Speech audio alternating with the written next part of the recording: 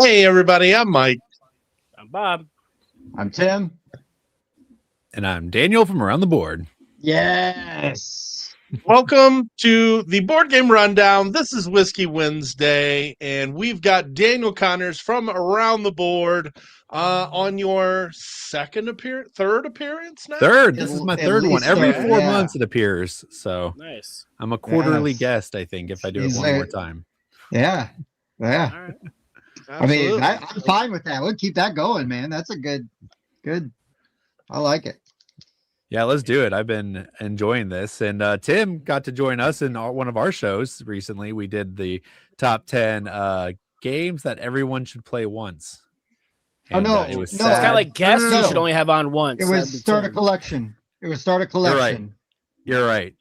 Start a collection. And sadly, Tim vetoed Dominion, which I think everyone should have in their collection. Should they though? Well, I mean, look, I was just representing at least my squad over here. With that. No, you. I think you had a favorable veto. That was for sure. Everybody. Yeah, I don't think anybody fought me on that one, other than you. No.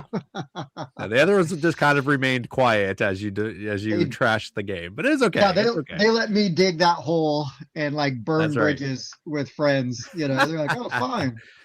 Hurt Daniel's feelings. That's what's great about our show. We love we just burn bridges with each other all the time. Like we don't let each other enjoy things at all. It's like, no, you can't like that game. It's bad. It's fine. It's okay. Yeah. Friends don't let friends like bad games. That's right. I would probably have to side with Tim, as he kind of alluded to that if I had choice of another deck builder to start my collection with, I would probably go with another one. But I mean, Dominion's no Oregon Trail, so it's got that going for it. Well, they can't all be bangers. It's not trash. It's a good game where subsequent deck builders have just done better with what it started. Yeah. And while that is true, I do feel like the simplicity of Dominion makes it to where if you're starting a collection, there's no bulk, there's nothing else there and get in the way. And I don't know if you recall when you guys first played Dominion, but we fell in love with that game when we first played it, when it first came out. I played it for hours upon hours, days upon days, and I even got fired from a job for playing that game. Wow. I was security, and me and my friend would stay up and just play that instead of doing our patrol. And it's a sign. Yeah, they didn't like that so much. Well, I mean, if you're going to go that far to bat for Dominion, I have to at least respect your commitment. The thing is, I was going to say, start a collection with Dominion, and then you're just going to be collecting Dominion your whole life because there's like 1 million expansions for it. And this is coming from the Magic the Gathering player. Yeah, that's fair. That's fair. I've got you got to understand the message. I mean, I did run. I finally stopped getting Dominion, and I did just gear towards Legendary. But I tried to recommend Marvel Legendary to somebody once that was new to the hobby, and it was like a crash and fail. So that's why I think Dominion's tried and true. But I mean, Legendary is kind of tougher because I think that's like a step in, a step in a little deeper. It was one of my gateway games, so I don't think it's a bad entry to the hobby. Yeah, I think it's an okay gateway game, but did someone teach you the game, or did you just pick it up off the shelf and play it? Oh, someone taught it to me. Yeah, I would agree that just learning it from the book is not an ample place to start. Mm-hmm. Yeah, it was kind of rough. Next time I saw him, I was like, what'd you think of the game? And he's like, oh, I think it's good, but I don't know. And it's like, that was his way of saying no. No. He was trying to be nice, right? But exactly. So unlike previous appearances by Daniel on our show, this time we are co-streaming to the Around the Board audience. So if anybody does hop on, we actually do have. So Daniel, on your side, you'll be able to see a little symbol that'll tell you when members are coming from your audience. So, okay. Well, that's one of my guys there. And I do love got to it. say, apostle of our Lord and Savior, Tom Vassell, there's an ongoing joke we have in our show. And that is our friend Chris, who's not really on the show anymore, though he's going to be on the next one. Spoiler, if you guys are watching this from around the board. He calls Tom Vassell board game Jesus. And it's not because that's how he feels about Tom Vassell. It's because he thinks that's what everyone else thinks about Tom Vassell. Oh, sure. Yeah, but I am a fanboy. Like, I really do enjoy the Dice Tower, and I really do enjoy podcasters. So it was also a dig at me as well. It's like his way of making fun of me. And so yeah, we call him board game Jesus. And then but because of this, Chris is actually board game Judas. So it only made sense. So there you go. I like it. Well, you can't have Jesus without Judas. So yeah. Well, exactly, right? Yeah. I appreciate that you got people representing, man. That's great. Yeah, who's board game David or the King? Oh yeah. We'll come back to think about that one. So we've got the previous versions of Daniel being on the show as collabs on here now. So thanks, Daniel, for setting that up. That's pretty cool. But yeah, we are co-streaming, so you'll be able to watch this on both channels. Let's make sure we give the mutual bump here. So anybody new to us, hey, we'd love the like and the subscribe. And anybody that's not already subscribed to Around the Board, spread the love. What are you doing? Give them a like and subscribe as well. Absolutely. No, even if you subscribe and then never watch. I'm just kidding. I mean, you should watch at least one, but you know. Yeah. Well, they have 2 videos on their collab channel that looks really good. Thank you. Yeah, you don't have to sign up for the notifications. Like, nobody's going to be butthurt if you don't. It's just the subscriber numbers. That's all you got to do. And then block all of your YouTube notifications for all I care. That's what I do. So yeah, I don't care if like the Dice Tower has a new one. I just want to like go to my subscribe tab and see if something's there that I want to watch. So Absolutely. like we're all entertaining enough that you're going to want to watch us every now and then. That's right. Exactly. That's right. And you guys are entertaining. Yeah, I don't know. I got enough of myself throughout the day. I could probably do without a little bit more. Yeah. Lost it. You guys have a fun, I was going to make the joke about liking the sound of my own voice, but I do annoy myself eventually. Dude. Yeah, my voice not the best. However, singing voice not bad. And which reminds me, I have a surprise for you guys later. But before we get into the surprise, I want to make sure I plug your Facebook group as well. Oh, so actually not that Facebook group. I appreciate it. Go to FBC Gamers / Around the Board. Yeah. Yes. I know. I'm going to delete that one every time. There you go. No, it's good. It's good for the people who are watching for the first time. I run a local board game group, and I've been doing that for like 20 years. And it's a very personal and intimate group. We only have 660 members or so, but like I know every one of them. But because I've done this for so long, I realized I can't really run 2 Facebook pages. It just becomes like tiresome and like redundant. So I was like, I'm going to combine the 2. And then because of that, we also do like a convention as well, which is not an Around the Board convention, but it kind of is because like half of us are on the committee and half of us decided that we were going to do this convention. So so it's kind of all just one big thing. I got to find a way to merge the 2 officially at some point, but not yet. For sure. Yeah. Yeah, you'll get there.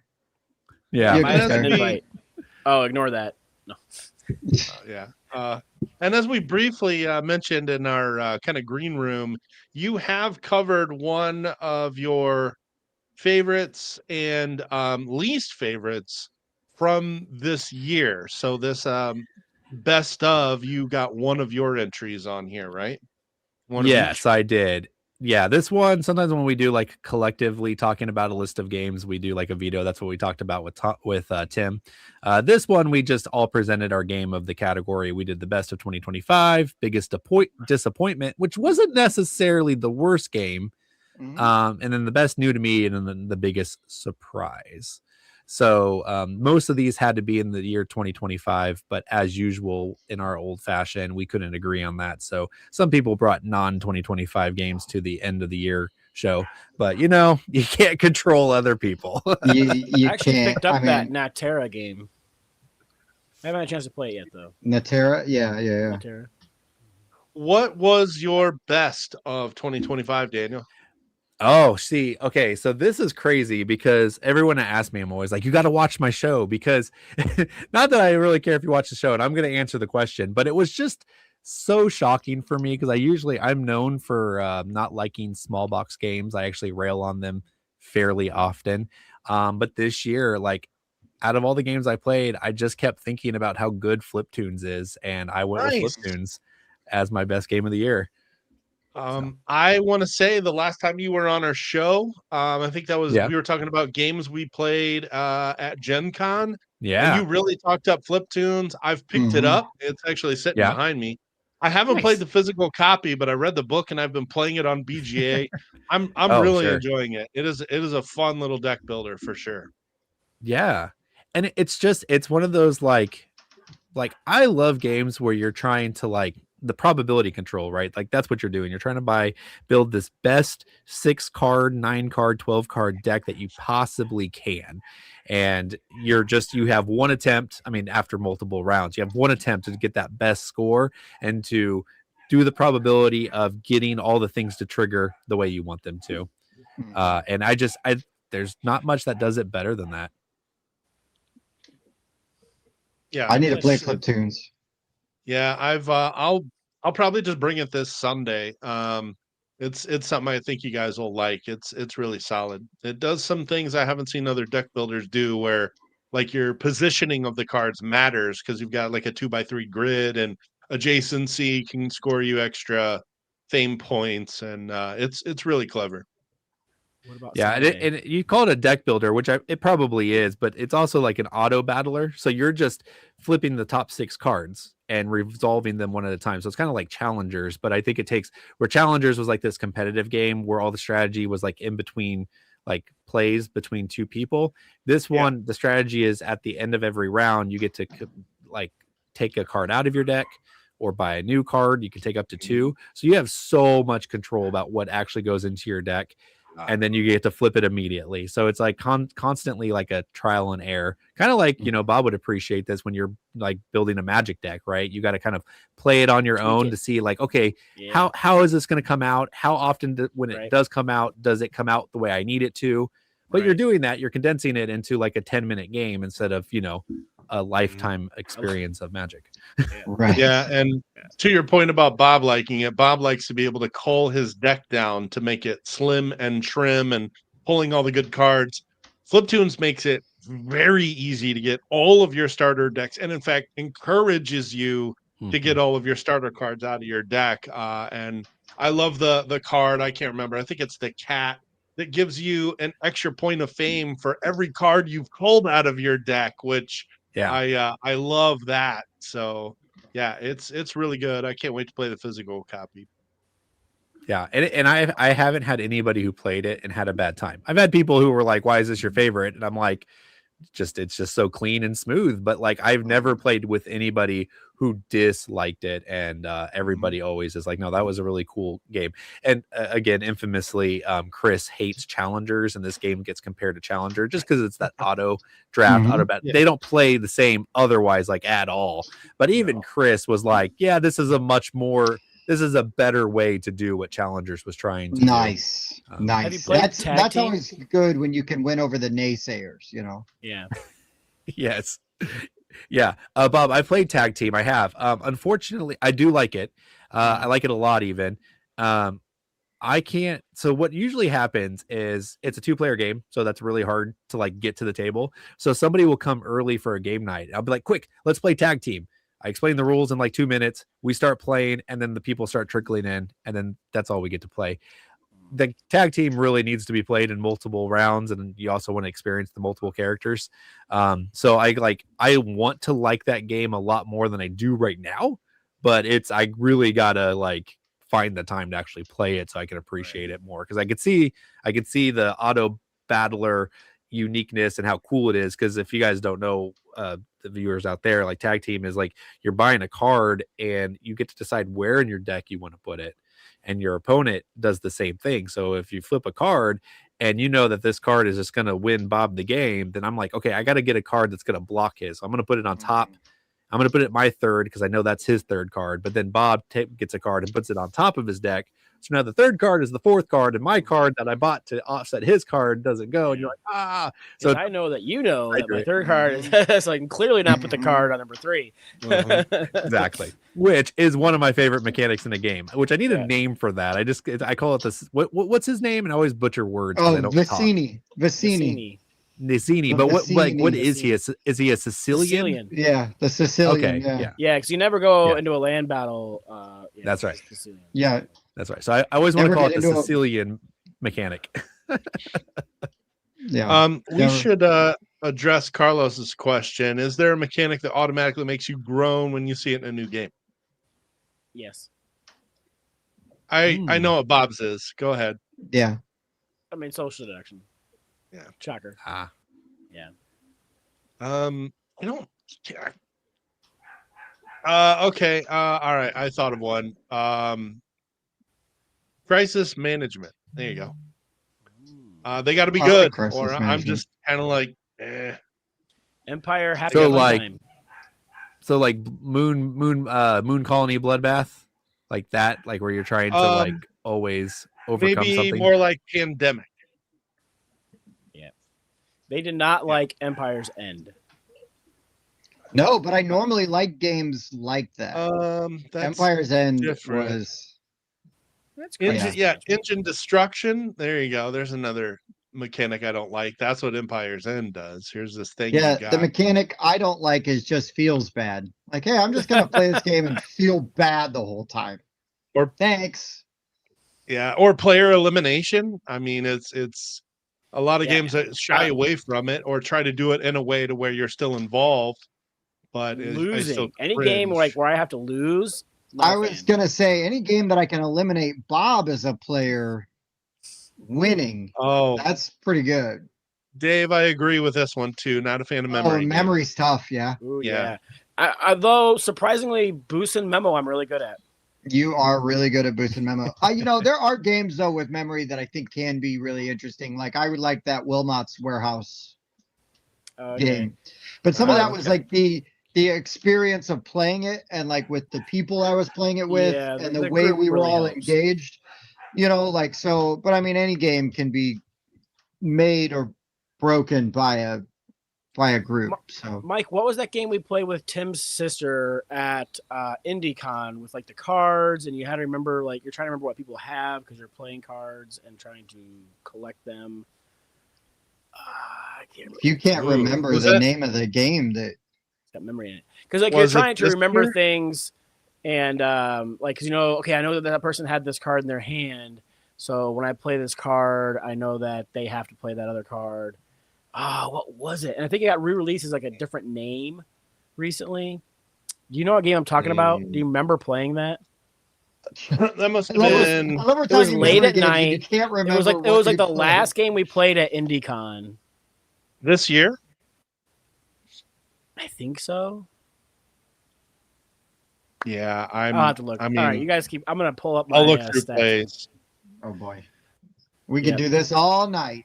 I know. While Bob's looking that up, I'll tell you my least favorite is trick taking, and it's not so much if the trick taking's in the game. I just really hate trick taker games, and I doubled down on it when I got Origin Stories because it's superheroes. You guys know how much I love superheroes, and I got Rowdy Partners, which is a wrestling themed game from Capstones, and I played them, and I was like, they're both like fine. I actually didn't like Origin Stories, and Rowdy Partners was fine. Like I don't know, something about trick taking games.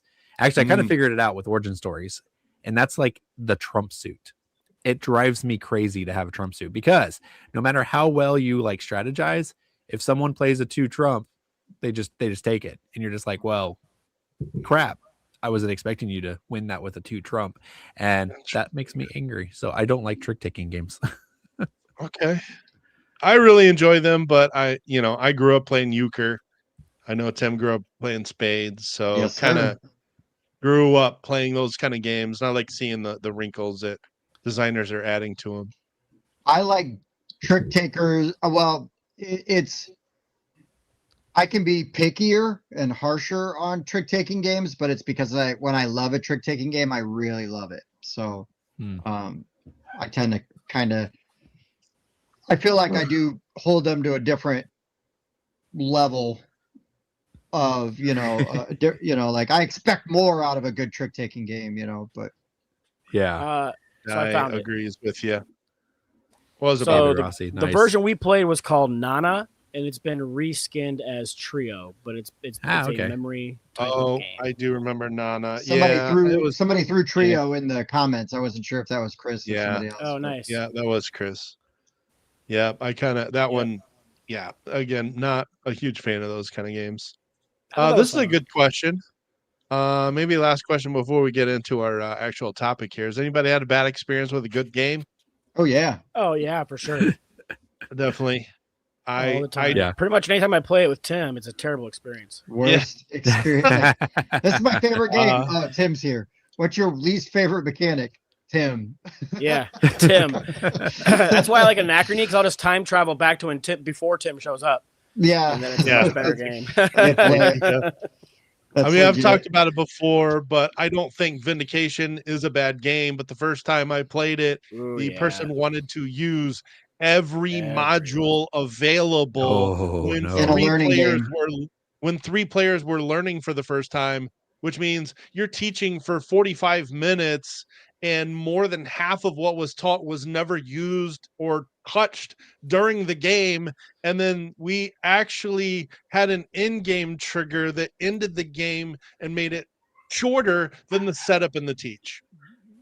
Yeah, that's a bad gosh. But I would still play Vindication again, but gradually introduce those modules to new players. You can't do that to people. Mike, was it you and I and somebody else that played Ankh, and we played on like that really difficult sort of map, and we were all just getting negative points, and it ended very quickly? Yeah, but we had all played it before. That was with Jesse. It was a 3-player variant of the map, which makes it harder to gain points. But we'd all played. But I'm going to say that wasn't my best experience with a game that I really do like. Okay. But I was able to kind of walk away from that game going, okay. Like maybe if I tried that scenario again, I would, maybe I'd try to play a little better, be a little different with my actions. But that is a suboptimal experience with a game that I absolutely adore. So I guess just to answer the question in that way. So. You did catch it first. Yeah, I see what you're saying. I remember one time we were playing Defenders of the Realm, and it was not every single turn, but it was dang near. I think we were like 6 turns in, and this one general just moved, lost. There was just nothing we could do. You know, I mean, at that point when they're moving that fast and they get to you just can't get enough cards and get over there to kill them fast enough. And I mean, it was, kind of a terrible experience, but it happened so quickly we were able to re-rack and try again. Yeah, well, again, a game you love, but bad experience. Luck of the cards. Yeah, my bad experience story was just the other night. I finally got Luthier played. I had a friend who invited me over, and if you're watching this right now, I apologize. I'm not. It was a good time. But what happened was, his brother was like, "I'm going to teach you guys Luthier," and we're like, "Great, we're here for it." And have you ever taught yourself a game by looking at iconography on the board? Because that's what we had to do. He was setting up the game and he was like, see this card? This is like an instrument. You build these. And then we're like, okay. And then he's like 5 minutes past later and he goes, oh, see this? This is a performance. You sing. Okay. And then like literally you could tell that we were about to start. And he goes, and one of my friend Randy, the producer Randy, he says, so what do you say we do? Like, what do you do in a turn? And the guy goes, oh, well, it's a worker placement. You just go to one of these 5 locations. And we were like, okay. So this first location, do you buy people because it has this icon? He goes, yeah. And we're like, okay, the second one, that's where you pick up songs. And they're like, yeah, that's where you do that. This teach and setup was like an hour and a half to 2 hours long. And but it was still like a good game. That's how I could tell it was a good game. But we were just sitting there going like, oh my gosh, can you just read from the rule book at this point? Like anything would be better than what we're experiencing right now. And by the end of the game, there were still things we had no idea how they worked. So as soon as we got in the car, I pulled up the rule book and I was like, okay, that's how that works. Okay, that one makes so much more sense.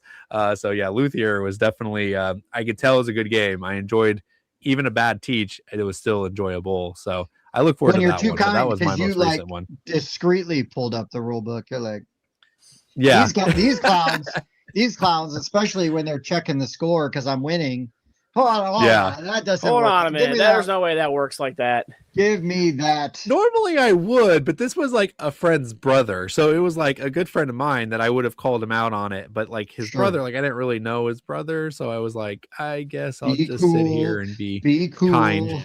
yeah, exactly. We're all going to be like Fonzie now. Yeah. What's Fonzie like? He's cool. He's cool. All right. You know what I've never had a bad experience with? There you go. Lawhorn Designs. Like everything I've gotten from them has been amazing. And I would totally order for them anytime I could. You mean this Lawhorn Design?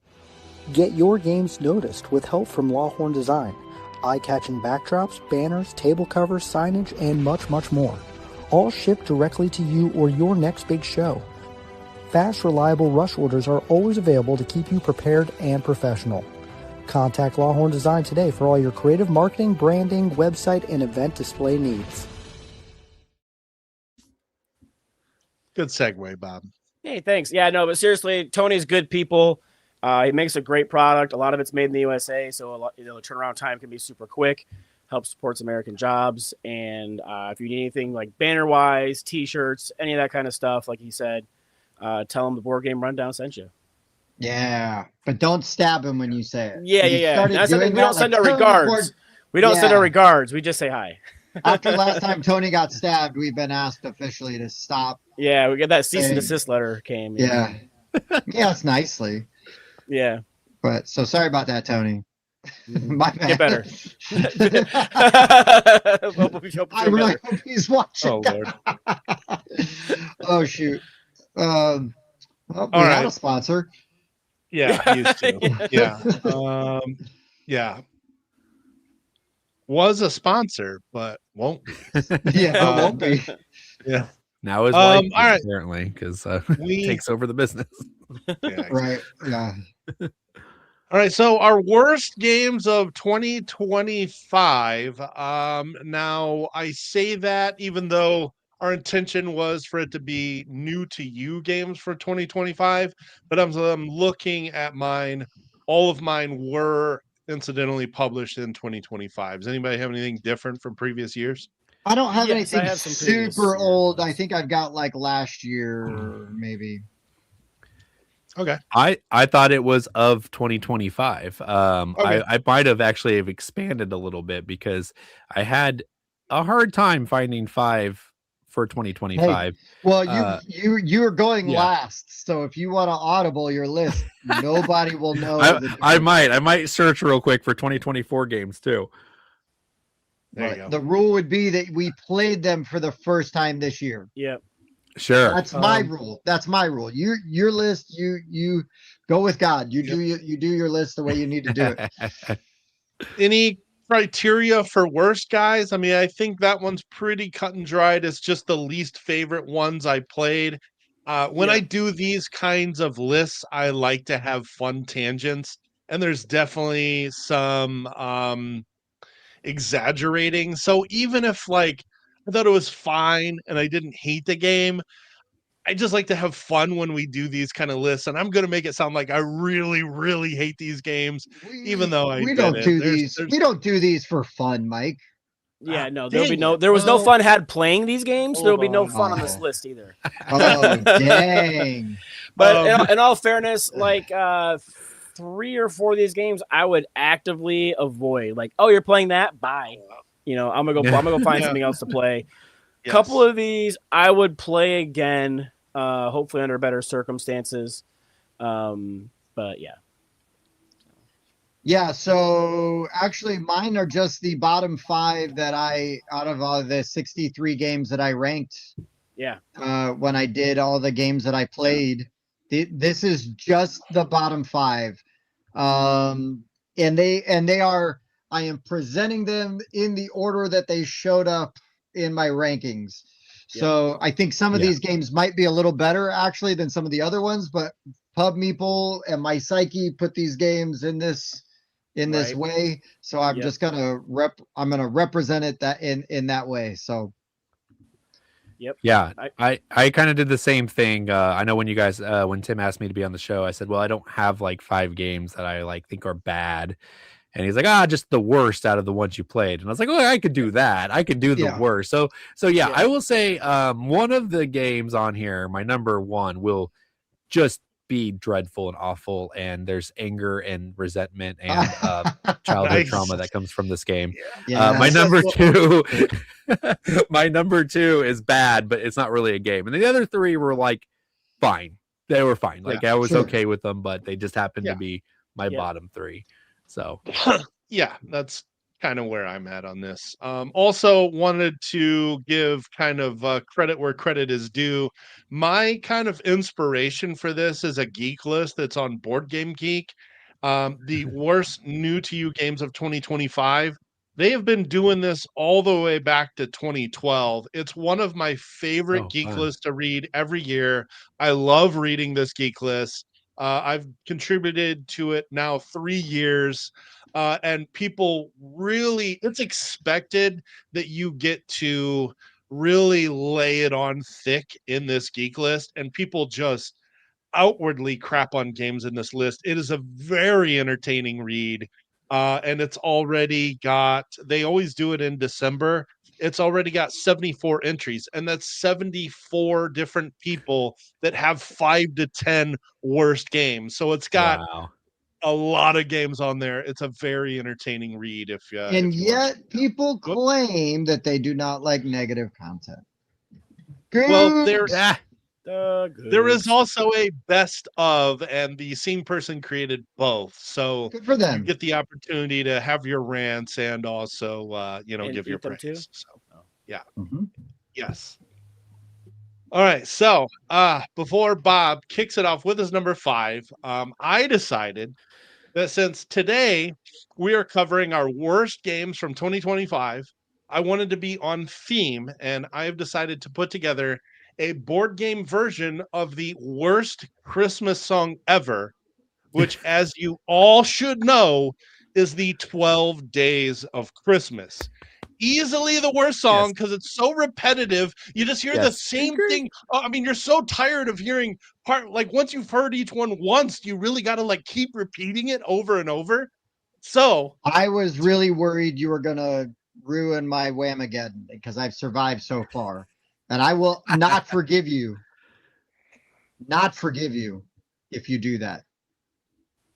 If I do just saying. Do you know what Whamageddon is? Wow. Okay, then just leave it. Just leave. You're better off. No, you're better off. So, these are the 5 worst board games of Christmas. So, thankfully for me being considerate, I don't have 12. So, before we get to Bob's number 5, allow me to start, and that is with "On the first day of Christmas, my true love gave to me a 9-hour game of SETI." You played SETI? Or did you just make that up? No, I made that up. These are all made up. Okay. Just checking. Okay. I'm good. But there will be 12 drummers drumming. And maids and yeah. And that also means that you're going to hear me say that 5 times. So let's start with Bob. So excited for this. I know. You're welcome.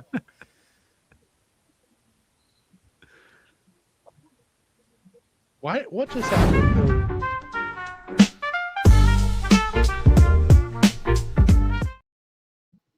Yeah, we got people already. Yeah, Carlos. Yeah, there's 4 more coming, guys. Cannot wait. All right. Ooh. Hot take right there. Okay. That's a hot take. We'll see what happens here. So my number 5, I joke about games with Tim being bad, but this is a game I played with Tim and it was bad. We had the chance to play and review Metal Gear Solid, the board game, and we did not have any fun. Oh, no. Now, according to Tim, he's gone through and played some of the campaign, and apparently we should have started more with that instead of jumping into the what would be like the simulator?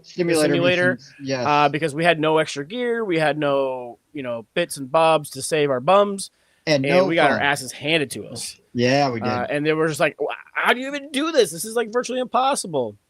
Well, apparently, once you pay through some of the campaign, you get some stuff that you can then take into the simulator. Makes these missions a lot more palatable and completable. So I would play this again, under some better circumstances now that Tim's unlocked some more stuff. But when we tried it the first time, man, I did not have a good time. And I will say that they need to tell you that. Yeah, that should be caveated in the rule book. Like, do not play this until you've played at least 3 scenarios. The other problem is with this being potentially a multiplayer game, if you're going to play it with more than one person, those first couple of missions are solo. So you've got to okay, that's fine. But if you've got a group and hey, we're going to play Metal Gear, and it's well, you guys just going to watch me do this, Yeah, you got to watch me solo it for a while. So you can jump in, I'm not going to kink shame anybody, but that's definitely not my thing. So Metal Gear, the cuck game. Yeah. So yeah, Bob, I can't argue with what you're saying, man. That was a good intro, though. We had fun. We had fun with it, but yeah, that was awesome. I thought that was a picture at first until Bob's head pops up, and I'm like, oh, what's going on there? But yeah, that's not one that I will actively avoid. Like I said, I would definitely try it again once we've progressed the storyline a little bit. But diving straight into those simulators, do not recommend. I can't believe that this currently has an 8.4 on Board Game Geek. Wow. Well, they probably played it solo and got through all the other missions first. And they are, I am going to guess, straight up Metal Gear Solid diehards. Correct. Just gonna that put definitely that helps.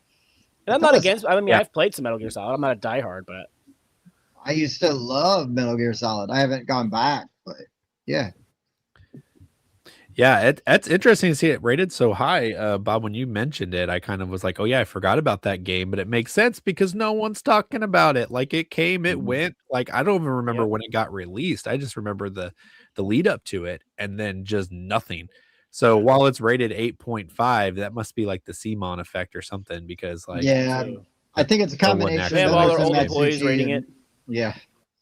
Yeah, well, now they should be review bombing it. But right. So my number 5 is a different, but also a video game port. I did think this game was fun. Bob and I played it, but it needed. I do think it needed a little bit more. And I'm talking about Street Fighter 5. So it's like a co-op sort of boss battler. Mm-hmm. And I don't think it's a bad game by any means. It's definitely not a perfect game. It's not a bad game. It needs something. I think it just needs a little Bojangle seasoning in there or something. Just a little something to kind of push it over the edge, It's leaning too heavy on the IP. Yeah. Yeah. But I mean, the game was easy to learn, and I feel like it played pretty well, and everything. It just needed it's a little something else. But no real complaints. But hey, we're going off of these the games we played this year. Yeah, my 5th lowest.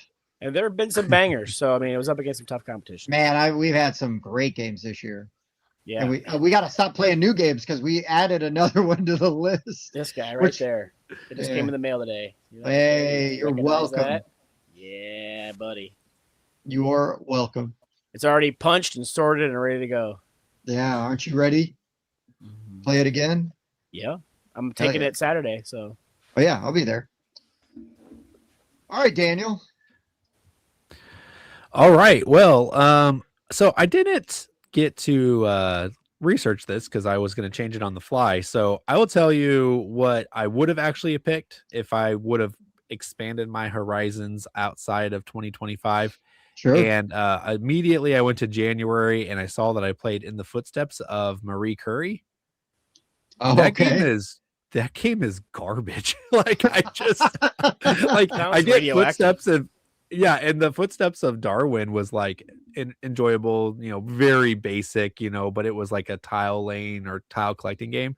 But I played this game and I walked away that night going, that has to be like one of the most boring and bland games I have ever played. And all that was is that there was a cube tower that you would drop cubes in, and then like whatever cubes came out, like I think you could just like use them to like make a card. So it was like you put cubes in, you got random cubes out, and then you got to play a card based on the random cubes that came out. And I'm like, what in the world are we actually doing? It was so bad. But that was an honorable mention. I'll go with the list that I actually made. And that is, again, this one wasn't the worst game. It actually was fine in a certain situation. And that is All Plays Alibis. Oh, I love this game. Yeah. Oh, you do? Okay. Yeah. So no, it's fine. It's fine. Yeah, go for it. I have a roller coaster with this game. It's why it's my number 5, because I heard the concept of it. You got to find 2 words that correspond to a villain. They guess that it's those villains. Now we know that villain is not the actual criminal, that it's another one. And I immediately think, what is the worst part of Codenames? When someone just keeps giving clues for 2 things. And they were like, okay, what if we make an entire game of the worst part of where you're Codenames? Only giving clues for 2 things? Yes. And it's like, so you're like, this is going to be super easy. So I'm like, you know what? I'm going to play this with my kids, because at least it has the little extra where you're like, doing a social deduction, not social deduction, but a deduction game, trying to figure out which one is the criminal. Right. So I was like, okay, there's at least something more here. I'll try to play it with the kids. And it was like so hard. It went from like one of the easiest games I played to the hardest games I played, because now I realized when you had like, when in Codenames and you have like 10 different choices and you connect 2, it's the easiest thing you can do.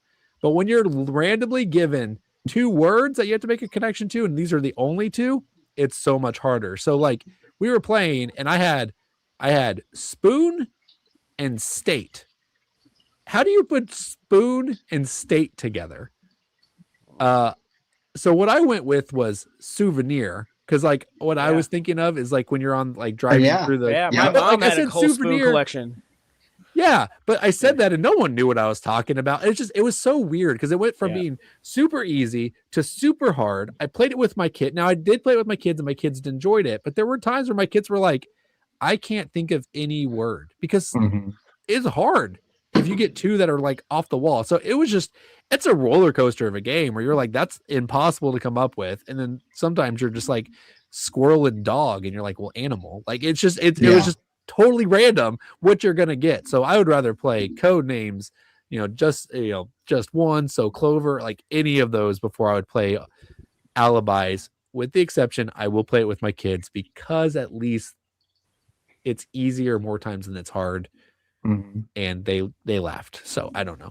hey, if you can play with your kids and they're having a good time, it almost doesn't matter what the game is, but yes. Yeah, I think exactly. What I liked about Alibis is that it kind of solves my least favorite part of Codenames, is the downtime of waiting for someone to come up with a clue, because they're not going to settle for just 2 words. They want to go for 3, 4, and 5.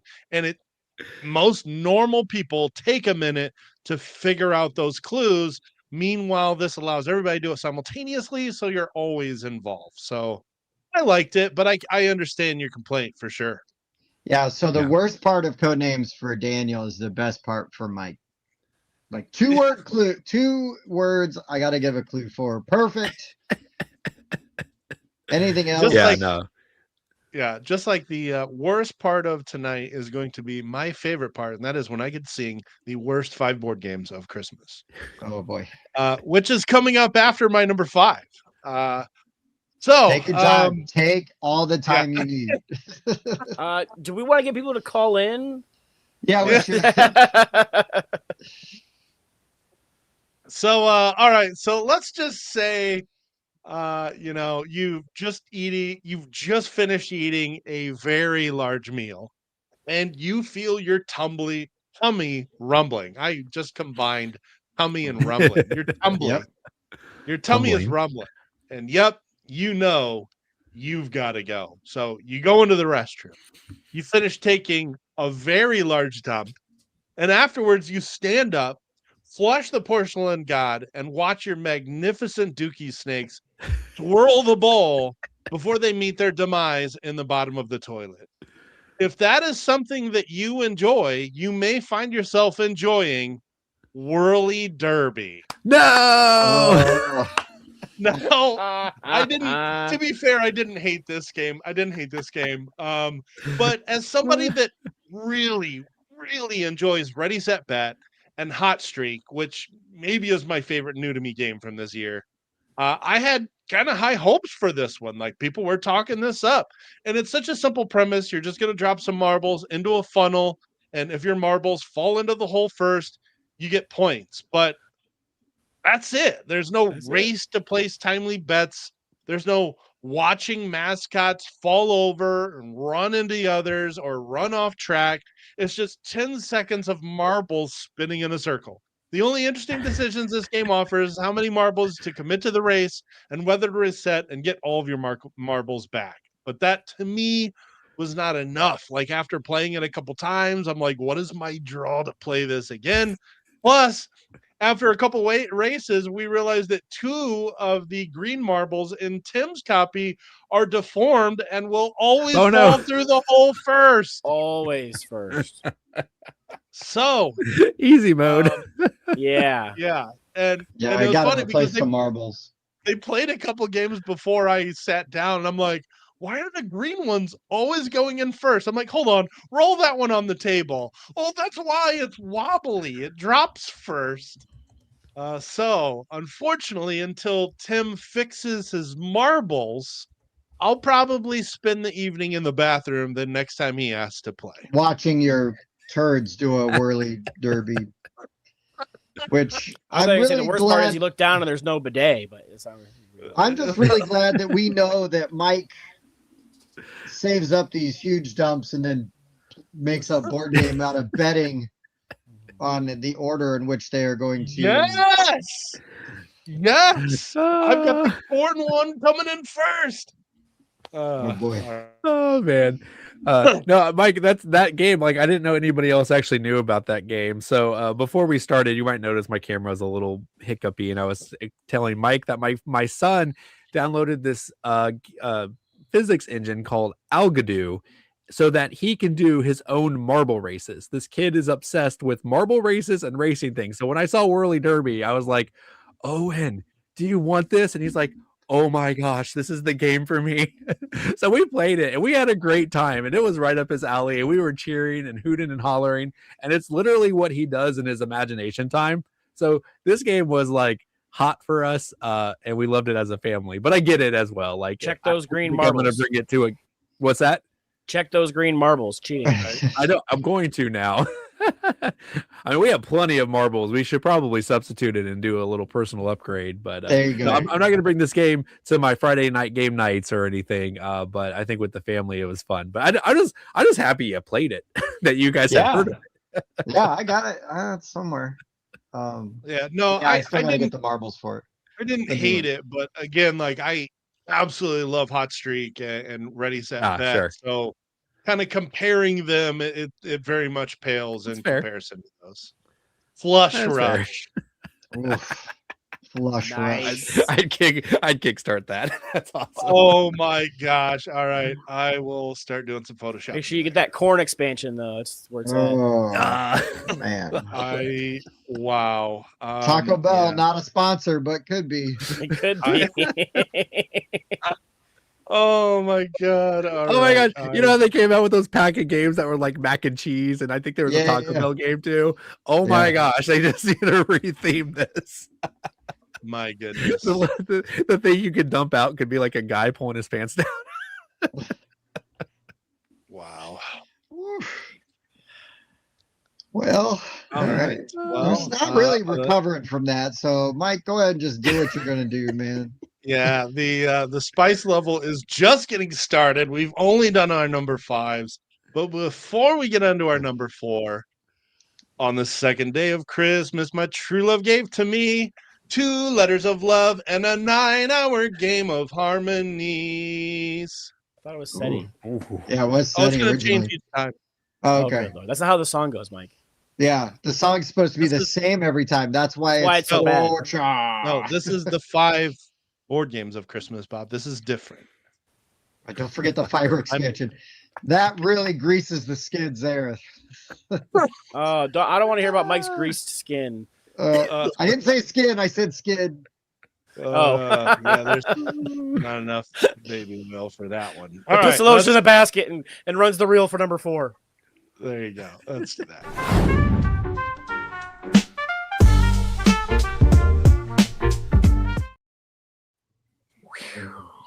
Well, that's been derailed quickly. What has our once great show become?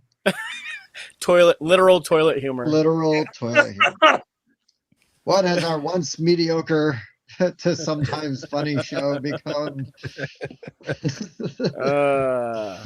Alrighty. We're So my number 4. I'm just gonna get into it. Just push through. as you do. My number 4. The coolest thing about this game was the box. The box looks so cool, and we were super hyped for this. But the gameplay was just really lackluster in hi-fi. Oh, yeah. Ooh, yeah. Yeah. We had a chance to review this. It didn't really land with anybody. It was just kind of boring. And there are much better music themed games out. This would be a very cool, like, not necessarily a centerpiece, but like, a shelf decoration, because the box does look very cool. For sure. But yeah, it just kind of felt like it was missing something. Yeah. Yeah. Agreed, Bob. I've got a little rant about it. It is literally my number 4. So we have an exact crossover. I'll save my rant for my pick, but I agree completely on this one. Smirk and Dagger makes great games, but unfortunately this one fell pretty short. Oh, dude, some Smirk and Daggers on my top 10 for 2025. Yeah. This was not exactly. This exactly. More look than play. More look than play. That's Absolutely. a really good way to put it. That is a really good way to put it. Yeah, that's the truth there, unfortunately. Yeah. Empty calories in a box. All right. So my number 4, it's kind of funny because we were talking about mechanics we like and that we hold dear, and we were talking about trick taking. And I just don't think I find this style of trick taking games very interesting or that much fun. I mean, I'll sit and do it because I like being part of the group, and I don't like hate it so much that I'm miserable the whole time. But the Lord of the Rings trick taking game for me is fine. Whoa. It's fine. I like the IP, but I'm not beholden to it. It's kind of like the Metal Gear Solid thing. To me, it's not really any different than The Crew. The Crew. What's the Crew? It's basically the Crew with Hobbits. Lord of the Rings on it. Yeah. And I think that, and I think that a lot of people really love the Crew, and they might find some similar enjoyment there, and maybe the theme like actually ticks it up a little bit for you. Yeah. But to me, there was just not enough in this to separate it. And I'm lukewarm on the Crew anyways.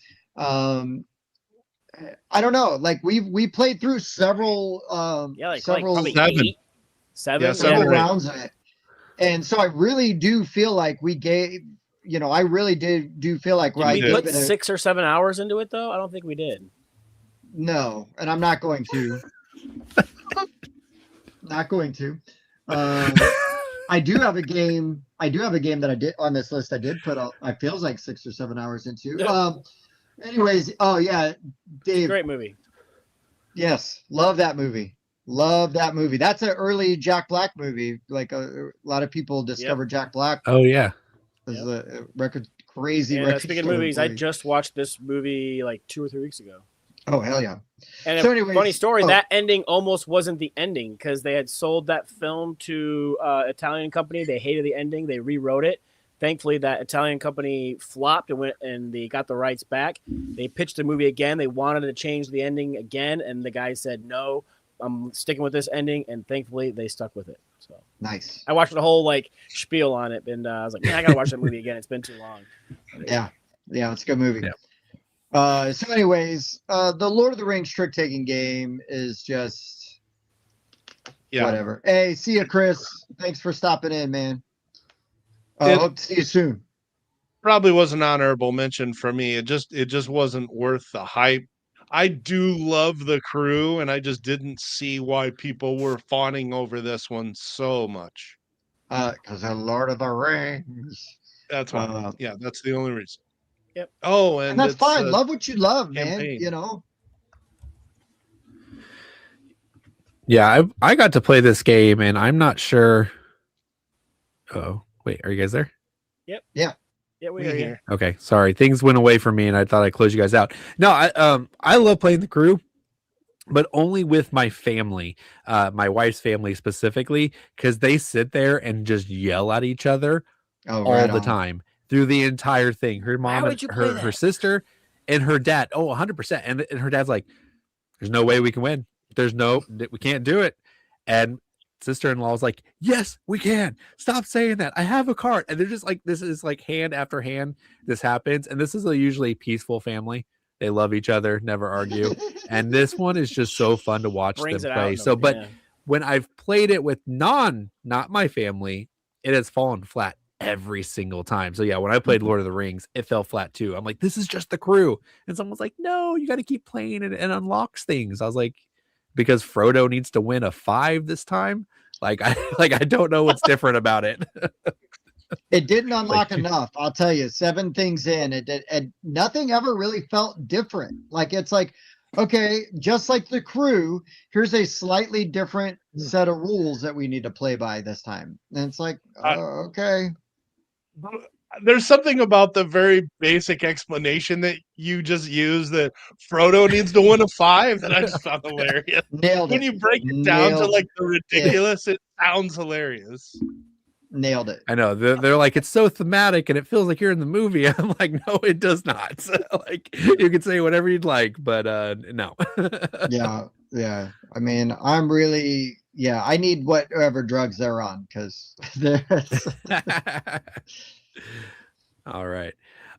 So I guess my number 4 is one that so for a while now, I've wanted to do a topic, make a video, or be part of our show where we talk about the difference between an enjoyable game, a good game, and a fun game.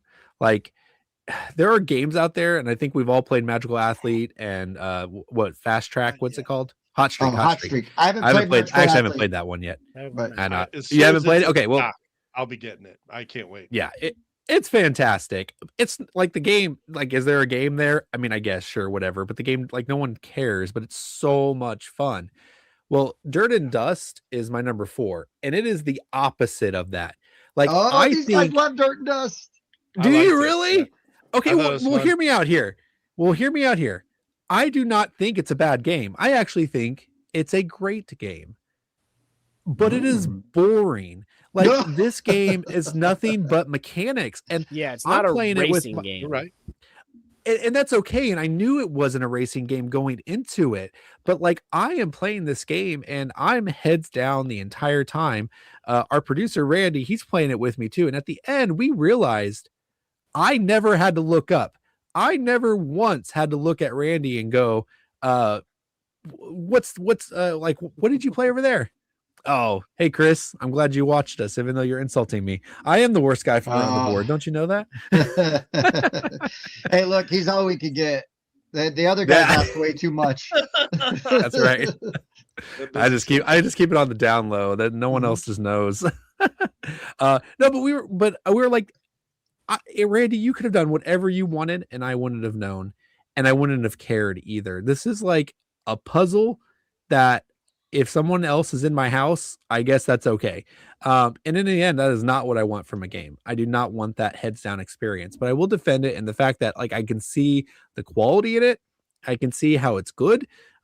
Like that, what you're seeing there on the screen now, there's this rows of cards, and it's a unique way to like thin out your deck in a deck building game, because those cards are going to stay out until they fall off or until you play a card that like removes them or whatever. So it is a really clever way to kind of like tie down cards and get the cards out of the deck that you want to. But again, I'm doing all of this with no consideration at all. And this would be okay if the turns didn't last like 15 minutes, because you are really thinking out this turn. You're like really crunching it over, and you're like, it is a puzzle. But yeah, anyways, good mechanics, good game. If I met the designer, I would tell him he made a really good game. It just was not fun. I wouldn't tell him that part. When are you going to make a fun game? Right? Yeah. No, I can't even be mad at your commentary about this game. I liked it, but it is completely themeless. It could be absolutely not about racing and be the exact same game. And it is very much multiplayer solitaire. Like you said, you can stare at your board the entire time and not pay any attention to what anybody else is doing and win. I liked it, but yeah, I get what you're saying for sure. Yeah. Yeah, I don't know. It was unique for sure. And that's the thing too. Like I'm okay doing a theme and the theme not matching the mechanics. Like I'm okay with that. But a racing game where you don't even care about the other player, that's a little much. That there's too much distance there. Yeah, that's fair. I mean, like the thing is though, is when you look at Rally, they don't really race against each other. It's like time trials. You're pretty much on that track for the most part by yourself. I mean, they might be like, 5-10 minutes ahead of you doing their thing, and then like the next one goes, and it's all timed. You're not like a normal race where you're racing around the track trying to get ahead of somebody. You're just trying to get the best time. So okay. I mean, I guess I didn't know that. Yeah. I knew it was based on rally racing, but I didn't know what that was. So I guess it's not like real racing. That sounds boring.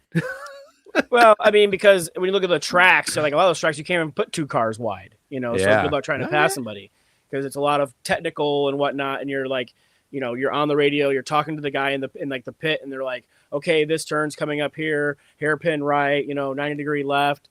And you're just trying to nail those turns and get the best time possible. Then whoever has the fastest time wins. You're not necessarily racing side by side against somebody. So you don't have that kind of, rush, as it were. Yeah. This is where we all learn that Bob is secretly like a big rally racing. Oh, dude, rally's super cool. Like I've watched quite a bit of rally racing. I mean, but like I said, I've watched a lot of like Indy 500 and NASCAR and stuff like that.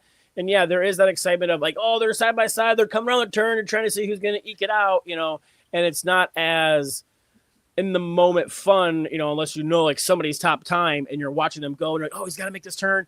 He needs to go really fast in order to break that time. And you're, it's almost like watching in the Olympics, they do that a lot of times, where they're not all at the same time. They're just, like the time trials and stuff. So,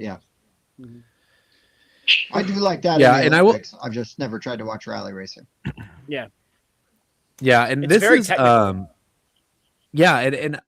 this game, I was on my anticipated list for Gen Con, and I was signed up to play it, but I didn't. But one of the really I found a video where they talked about how they did research for this game, and it was really impressive because they actually like sat down with rally car racers and played it with them and asked them mechanics, and they said, well, it actually feels more like this. And they actually made tweaks to the game purely based on the feedback from actual racers. So I thought that was a really cool story. So there was a lot of hype behind this for me as well.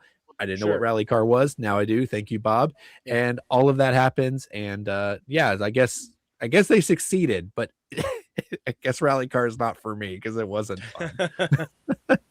Hey, that's all right. My people are joined us in the chat, and there's one that I have to highlight. It's the Too Much Math like Fox experiment. This is a tangent, guys. Our green square, Andy, he rated and came down on Fox Experiment really hard because it had too much math. Have you guys played Fox Experiment? I have not. I did this year. Oh, how much math is in it, Mike?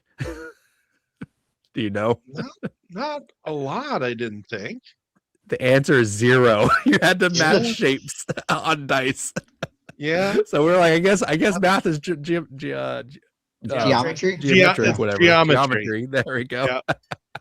Yeah. So, anyways, so tangent there, but I had to call out that joke that he made because it's funny for our listeners. You got to go for it. It's something we berate a lot. It's pretty much when you got a game that doesn't make sense why you don't like it, you just got to say it had too much math. That's kind of what that boils down to. Yeah, too much. I like that. Yeah, I like that. There you go. Nice.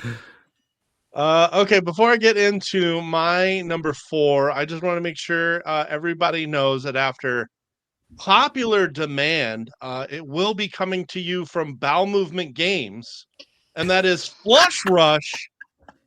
Flush Rush will be hitting crowdfunding early next year. It will include the morning coffee expansion as a stretch goal. So then, so I'm really excited for this to come out. Spent a lot of time working on the mechanics. And I don't know. I do not know, because I have heard that a couple things can happen. Like one player can just completely wipe out the other players. The other thing I've heard is just that overall the gameplay is just shitty. So I keep an eye on that corn one. It might be shaped wrong. Yeah. That's the blocker. The legacy version is in the works. Oh no. Legacy. It's my turn. That's great. Yeah. Oh man. Rossi's on fire tonight. Oh yeah. Stop giving me good graphic design ideas over here. I'll work on the good, and I don't think it means what you think it means. Okay. All right. So I did fiber expansion in there. My number 4 was hi-fi. As somebody with an eclectic music taste, which includes EDM and electronica, I've found myself listening to a lot of lo-fi lately when I'm looking for a chill vibe. Lo-fi originally began as a music or production quality in which elements usually are regarded as imperfections in the context of a recording or performance are present, which is interesting because as imperfect as it may be, it's still more perfect than hi-fi. Set collecting with a music theme tacked on that they tried to make more appealing with a cool record player rondelle. Awesome. Rotate the record needle 1 to 2 spaces and take your action. That's the one interesting part of the game. It's layers of set collecting with bonuses added through secret in-game goals. They try to suck people in with cool components, but do not be deceived. There's no substance to this game. I've enjoyed several Smirk and Dagger games over the years, but this is the second year in a row where one of their games has made my worst of list, because last year, This Game is Killer, Alien on Board, was not bad.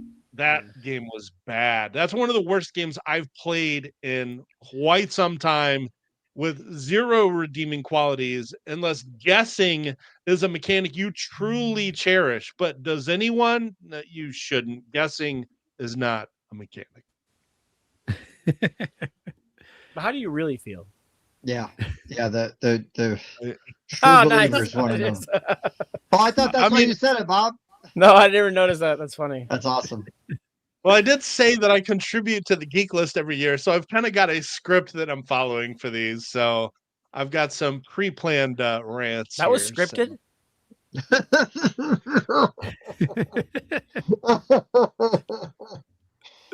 So. Bob, just stop so he can sing a song and we can just get to the next part. That's true. All right. Go for it. All right. Well, before we get to Bob for his number 3, on the 3rd day of Christmas, my true love gave to me 3 bad teacher wins, 2 letters of love, and a 9-hour game of Sanctuary. You're welcome. Okay.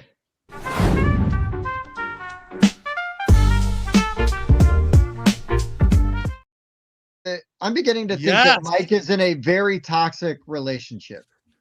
because With somebody himself. is giving him some very terrible board game experiences. Yeah, Mike. Let's go to your BG stats real quick. Who do you play the most games with? Oh, You. I know. oh. I love the Bob and Doug McKenzie reference there. 3 pounds of back bacon, 5 golden toques. All right. My number 3, we're starting to get into the games that I would actively avoid. We played this game recently. Uh-oh. I am not a fan of fantasy football. I'm not much a fan of bidding games. And Huddle really, like, talk about Deflategate. It just was not for me. The market becomes stagnant as because nobody's bidding on the 2 people. It just needs a lot of home rules to make it playable, and it just I just really did not enjoy what I was doing. Like I said, actively avoiding unless there's a slew of like homebrew rules that we're able to come up with, and maybe I try it again because thankfully you can choose how long the game runs, and you could just it short if you need to. Mm-hmm. But you're kind of there's that marketplace of the different positions. You're putting your chips out there to bid on those cards, and then you're going to plug them on your board according to their position. And then you're just kind of go through and roll dice according to how many stars you have. Whereas the highest roll, you're going to get points for it and stuff. It was just not fun. This is a game that I feel like is close to being good. As I said, the right maybe home rules, homebrew rules maybe. But I guess I'm not a big fantasy football fan anyway. I play, but I don't pay. I'm not going to donate $20 to your cause, Mike. I'm sorry. But I play for fun in a league at work, I guess, for fun. I'm not good at it. I could tell by the bitterness in your voice. Yeah. I like Who makes that game? Hiding it. He's not really hiding it. This is an independent person. Gotcha. Designer. It looks like it has potential, and it's a great concept. And I'm kind of surprised no one's really made a good fantasy football game, like where you're crunching the stats and right. Yeah. Like some people like crunching stats. I don't. This I am not the market for this kind of a game. Okay. I was just kind of but this is not even a crunching stats game though. Right. It's literally just a dice chucker. This is drafting your bidding on the best players. Bidding on the positions. You get a random card that says it forces you to trade a card with somebody else, and then you roll dice. Oh wow. Oh whoa. Oh, so now you don't like forced trades, Bob? Is that what I'm hearing? Because I'm pretty sure I just heard you say now you don't like forced trades. I do take issue with this. 1, 2, 3, 4, 5th. I'm gonna play the 5th on this one. And you could not have walked into that any better for me than you did. That's true. That was, but it'd be better if you just accept the trade willingly, and we could both come out ahead. Why were you dressed like that if you didn't want to get traded with? Exactly. Oh, Lord of mercy. Oh, Kidoki, Dr. Jones. We are gone. Yeah, there's too much math. Wait, I love fantasy football, but I completely agree with Bob, but it's higher on my list. Oh, wow. It's not on my list at all. I didn't even think to put it on my list. Wow. So was this a review copy that you guys got, or how did you come across it? Yeah. Gotcha. They actually reached out to us and asked if we wanted to cover it. I'm like, I love this theme, absolutely. And then I started reading the rules. I'm like, man, I don't know if this is going to be good. Yeah. So for those who've watched our show, it's based off of ESPN's Around the Horn, and we get solicited a lot of sports games, and I'm always like, they're like, I think this would be really good for you, and we're just like, I don't know, and I don't know if you watch the show. We just like to Yeah.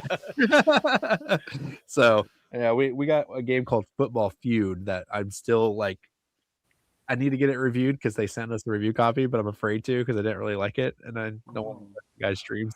Do I have Football Feud? Which one is Football Feud? The card game? Yeah, it's a card game, yellow box.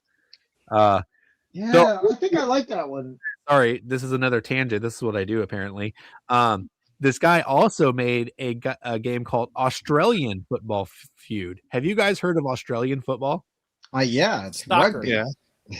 No, not rugby. It's a sport called Australian football. Look it up. It is one of the most bizarre, insano things you will watch. It happens in a circle.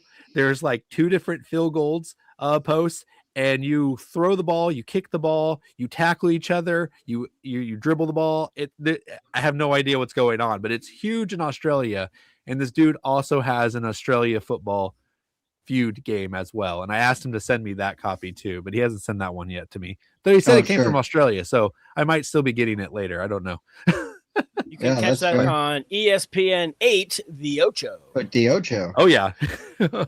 Australia. We watch Australia. We love you. Amen. Yeah. See, David Goodfrey there. He's heard of it before. That's all they used to play on ESPN back in the day. Yeah. Look it up. It's worth your time, if anything, even if you're not a sports person. It's just wild. I mean, good to know, right? Yeah. All right. Is it my turn? Number 3? Yep. Mm-hmm. All right. So my number 3 is a game like the op puts out a ton of games that I really do like, and that I will go to bat for all the time because I think they put out a lot of really fun small box kind of party games. I mean, some of their heavier fare is good too, Gnome Hollow, things like that. But I do not get Tacta. So I played it. I learned it like 2-player. I played it with Jazz, friend of the show, and I thought it was fine. Like her and I going just sort of back and forth.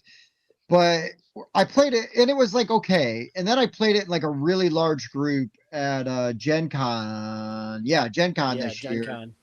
And it just took forever. It's like, let's push another table up. Oh wait, let's push another table up. Like, or we could just stop. Yeah, that's what it came down to. Yeah, we could just be done.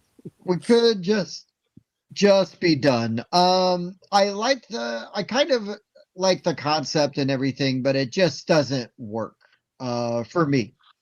So do with that what you will. Yeah, pass. I love the op, and I will always like the op is always this.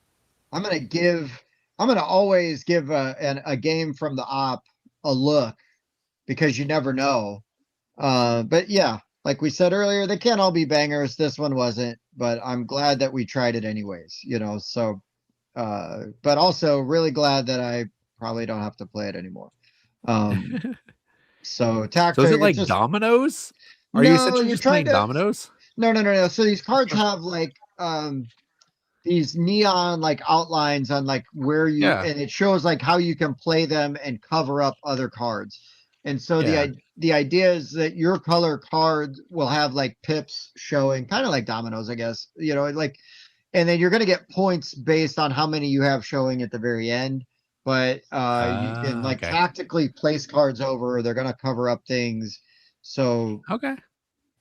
I didn't even log this one. I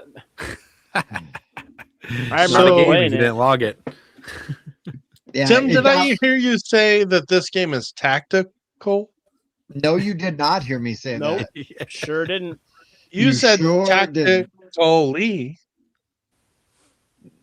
No. You just keep stretching, Mike, but I think you're going to pull something. I said it tactfully that I did not love Tacta, but I do love the op. So, hey, it is what it is. Can't all be bangers. I'm a fan of the op as well. They're actually one of our sponsors for our convention this year. They sent us during Mike's singing break. I'm gonna go and grab, and I'll show you guys what they sent us. It's pretty cool.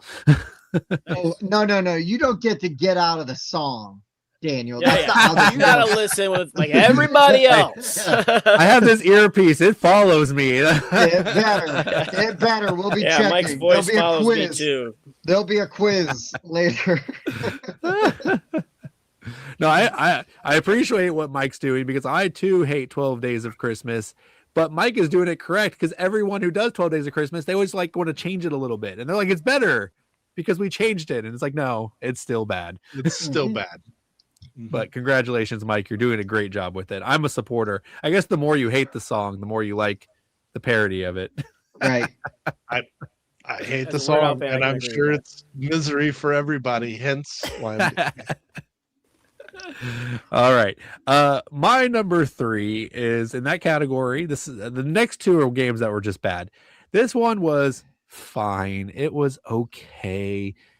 I played it again with my family and we enjoyed it. Played it with my around the board friends, and it was funny because Andy the Green Square was on a roller coaster. We played this game and he goes, "This is a great game. I have to have it." And then within 10 minutes, he's like, "Nah, there's nothing here." And it's that game is Fight 5. It is. Have you ever played War? Have you ever played War? The game War? Yeah. Have you ever thought, hey, you know what would be really cool is if I had 2 games of War going on at the same time? That's what this is. I thought that's what Challengers was when you play like. No. Challengers is so much better because you're actually building the deck. You get to control it. Fight 5. You just have like 5 piles on your left, 5 piles on your right, and you put a card face down on each of the piles, and then you flip it over, and then whoever flipped the highest gets to take all of the cards in the stack. Okay. And that's the game. It makes a really cool design on the table. And I was trying to find the box. If you guys looked, I was looking around earlier. The box is really cool. That's actually why I bought it. It was a shiny box. It's as shiny as it looks. And I was like, well, I like shiny things. So I bought the game. And it was fine. And again, it's made of the same card quality as Radlands is. Like those cards that you can't like bend and stuff. So like the production is just beautiful. And I'm glad to have it. And I don't think I'll ever get rid of it. But like, yeah, it's just War. It's War times 5. So if you ever were like, I need more War, then get Fight 5 because it's more War. It's the America expansion. Oh, there you go. Lord. You know, it's pretty sus when you go to a game and the box cover is literally the only photo of the game. Oh, wow. Nothing to see here. Oh my gosh, that's such an injustice because it is a pretty game. Like the card art is beautiful. Like I kind of want to like just Google search Fight 5 to find pictures. Yeah, I got you. Card game. But yeah, there you go. Okay, yeah, see? So yeah, beautiful box. It even has like that the colors around the side are all foil, and the cards themselves, look at that. And it's really just vibrant. I'm a very shallow gamer, so shiny cards actually they do a lot for me. They're usually bad. The shinier the card, usually the worse the game, but it gets me. Nice. So, Fight 5. I wouldn't shy away from it if someone was playing it. I would recommend that you sit down. It could be a good time. There was some weird some things going on like the center, like all 4 people are trying to play against it, and if you tie, nobody wins it, but then you can win the next one. So you're like, do I use my high number now? Hopefully I can get the bigger stack. I don't know. And there's cards with stars on it, and if you get all the star cards, then you get like extra points, but then you have no idea if you can get the star cards because it says all random. Yeah. So it's fine. Hey, nothing wrong with that, man. Yep, always got to judge games with shiny cards. It's true. But they're good though. All right, people's Mike. All right. So for my number 3 here, many of you have heard of or have at least read the tales of Don Quixote. A delusional gentleman renames himself Don Quixote and sets out on adventures with a squire, Sancho Panza, to right wrongs, seek glory, often misinterpreting the world around him. The novel explores the conflict between idealism and reality, sanity and madness, and the nature of heroism. The novel explores the conflict between idealism and reality, sanity and madness. So you ideally would think a game about Don Quixote seems like a novel concept, but only an insane madman would enjoy the final product by Llamascape Games, Don Quixote, the Ingenious Hidalgo. Oh, I was with you when you bought this at Origins. Very excited for this game. You were. Yeah, I wanted so much from this one when I picked it up at the Origins. Fun art, magnetic box, really thick chits, story elements on a classic theme. Like, how could this miss? So basically, Cervantes. Yeah, I like Don Quixote. You're going to draw 4 story cards that are revealed, and the active player chooses one to resolve. You could read the really mediocre story text or just proceed to the voting step, which is what we did every time. Choose one card from your hand to vote on the outcome of the story card that was chosen. All players reveal and tally their votes, which determine which resource moves up the scoring track. Then you place the vote card into your tableau, which will score at the end of the game based on how far it goes up on the corresponding track. The issue is that some of the resources are always tied to failed votes and others always to success votes. The distribution of cards is really, really wonky in this game. If you don't have the right hand of cards, you just simply can't swing the vote in your favor. Yep. And sometimes even if you do have the right cards, you're just going to get outvoted and you still can't get the resource to move up the track that you want. Yep. There are special abilities that allow you to like replenish your hand, but again, without the correct votes, you have like no agency in the resolution of the story card vote. The special powers aren't balanced at all. The strongest one allows you to grab a gem from the supply, and that's worth extra points. And then there's another one that allows you to block somebody from stealing that gem. Ho, ho, ho. But then, like, if all of the gems have already been taken, you're out of the supply, you're just taking it from other people, and you do that ring around the rosy thing until somebody ends up with all of the gems. This game, unfortunately, failed at everything it tried. The best part about it is that it's over in 20 minutes. And that cool magnetic box that I talked about, it doesn't stay frickin' closed. No. There's way too much stuff in this little box. You can't possibly keep it closed. But it looks cool. It's got really fun, cute art. I love the art. Chits were really thick, like really, really thick, like way more thick than like a small box game should be. But and if you know anything about Mike, THICC thick. Chits. Yeah. Thick chits. It's a cool idea, but they just executed it really poorly. It just they didn't do any balancing at all. No, it's like the part of Dabawala at the end of the game where you're like simultaneously revealing, and then that moves the color you want up the track, and then you score that way. That's what drew me. That's what drew me to this. But they just like they just didn't balance the cards at all, so it doesn't work. Doesn't work. Yep. So have you actually read the book before? I have not. I don't read books. It ruins movies. And I have seen the movie.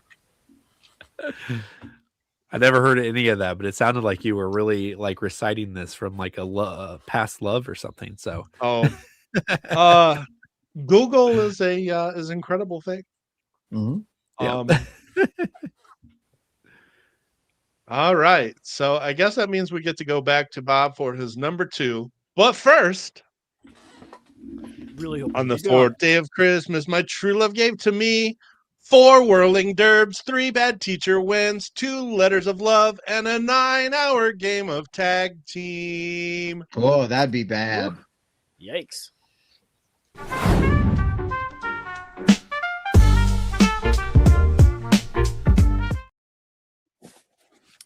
I hate when I get the case of the whirling derbs. Yeah, the whirly derbs. There's going to be another version coming soon. Oh, Lord. Well, Speaking of whirly derbs, Lord, beer me strength. Hold on. Oh, this is what Bob goodness. sent us for our convention. This is one of the boxes. We have 54 games of Flip 7 that we're going to give away for door prizes. That is Nice. all goodness. That is amazing. That is awesome. That's legit. So I definitely like the op now too. And Flip But 7 the best is great. part is I'm not a big fan of Flip 7. So it's kind of a big joke that we got all of these because it's like the ultimate irony. But yeah, it was very thoughtful of them and it was super awesome. Right. But I'm also you got a master case, which is a case of cases. Yeah, exactly.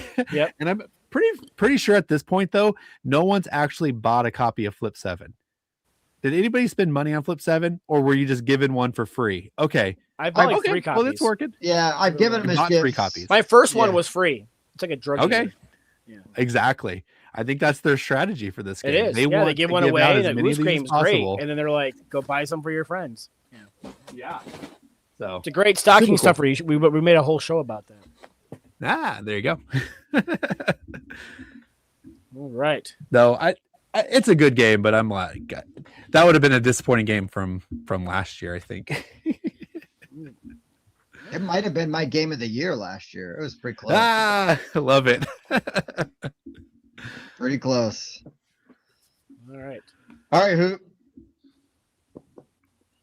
Bust out that corn expansion. The Whirly Derb is my number 2. Wow. There's literally nothing to it. It's like, okay, here's some marbles. Put them in that little cone thing. Dump them in there. Whee! Yeah, that's over. Oh, hey, look, I have this warped marble that wins every friggin' time. This is amazing. Yeah. I'm pretty sure put it in that cone thing 10 seconds later. Whee! It's over is the title of Bob's sex tape. It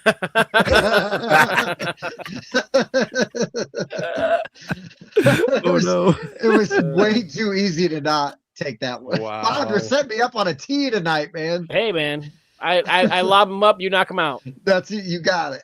Yeah. You got it. Speaking of Whirly Derpy, it has officially been declared as the cover art for my 5 Games of Christmas album coming to you chips before the 25th. Oh. Woo. Did you say it shits before the 25th? It will, yes. I think he did. Okay, just checking. Guaranteed. Just checking. Guaranteed. All right. Well, I guess Bob doesn't need to go into a lot of Whirly Derby because there's not really a lot to go into, which is fair. My number 2 has already been mentioned, but I just kind of let you guys have your piece on it. Because here's the other thing is I was going through when I was in South Carolina for Thanksgiving and like going through my dad's record collection, and I have a record player, and it was great because I was really enjoying taking some of those old records that I used to listen to as a kid and like put them on and play them. And I mean, I even took, it was really funny because we're talking old Alvin and the Chipmunks Christmas record. Like, so when we were putting up our Christmas tree. Yeah. I used to have that album. When we were putting on up our Christmas tree, like literally I ran and grabbed that album and I put it on and made everybody play it. The kids loved it. So obviously hi-fi is all flash and no substance. I really wanted to like hi-fi. I love the idea of the presentation of it. And I also love Smirk and Dagger. Like they put out amazing games. I love Kurt Covert. And I will have similar things to say when I get to my number 1, where it's like, I love all the people involved in this thing, but this one just didn't work. You know, if I'm just going to be honest, I could sit and play hi-fi again. I wouldn't pull it off the shelf or anything like that. I could play it again because it's going to go by really fast, you know? So as long as people were still like making it move, you know, it'd be fine, you know, but I don't know. The game needs more. It needs a lot more. That's one of those games where I feel like you could take all the components and I would sit with some people and like, let's just try to make like something really fun out of this. like what can we make that's really fun out of this? Because for me, it's just not there with Hi-Fi. Love the idea. I love big swings. Like do something crazy, man. Like great. I love that you're trying something, kind of unique with it, but didn't work. Yeah. You remember, Daniel, earlier you were talking about a teach where somebody was like explaining every card individually. And then they're like, okay, this is a worker placement game. So you're just going to go there and do stuff. Yes. When Tim, I wasn't going to do this, but I'm going to, especially because I've been ripped before. When Tim taught us this game, he explained to us what this stuff was, what this stuff was, what this stuff was, and what these cards were. The whole game is moving this record needle to take an action, and he's like, okay, these icons should be pretty straightforward. Let's go. Yeah. No. Guess what? What do they actually do? Please tell me. Guess what, though, I need Mike? to know. Guess what? There was actually nothing else to the game. I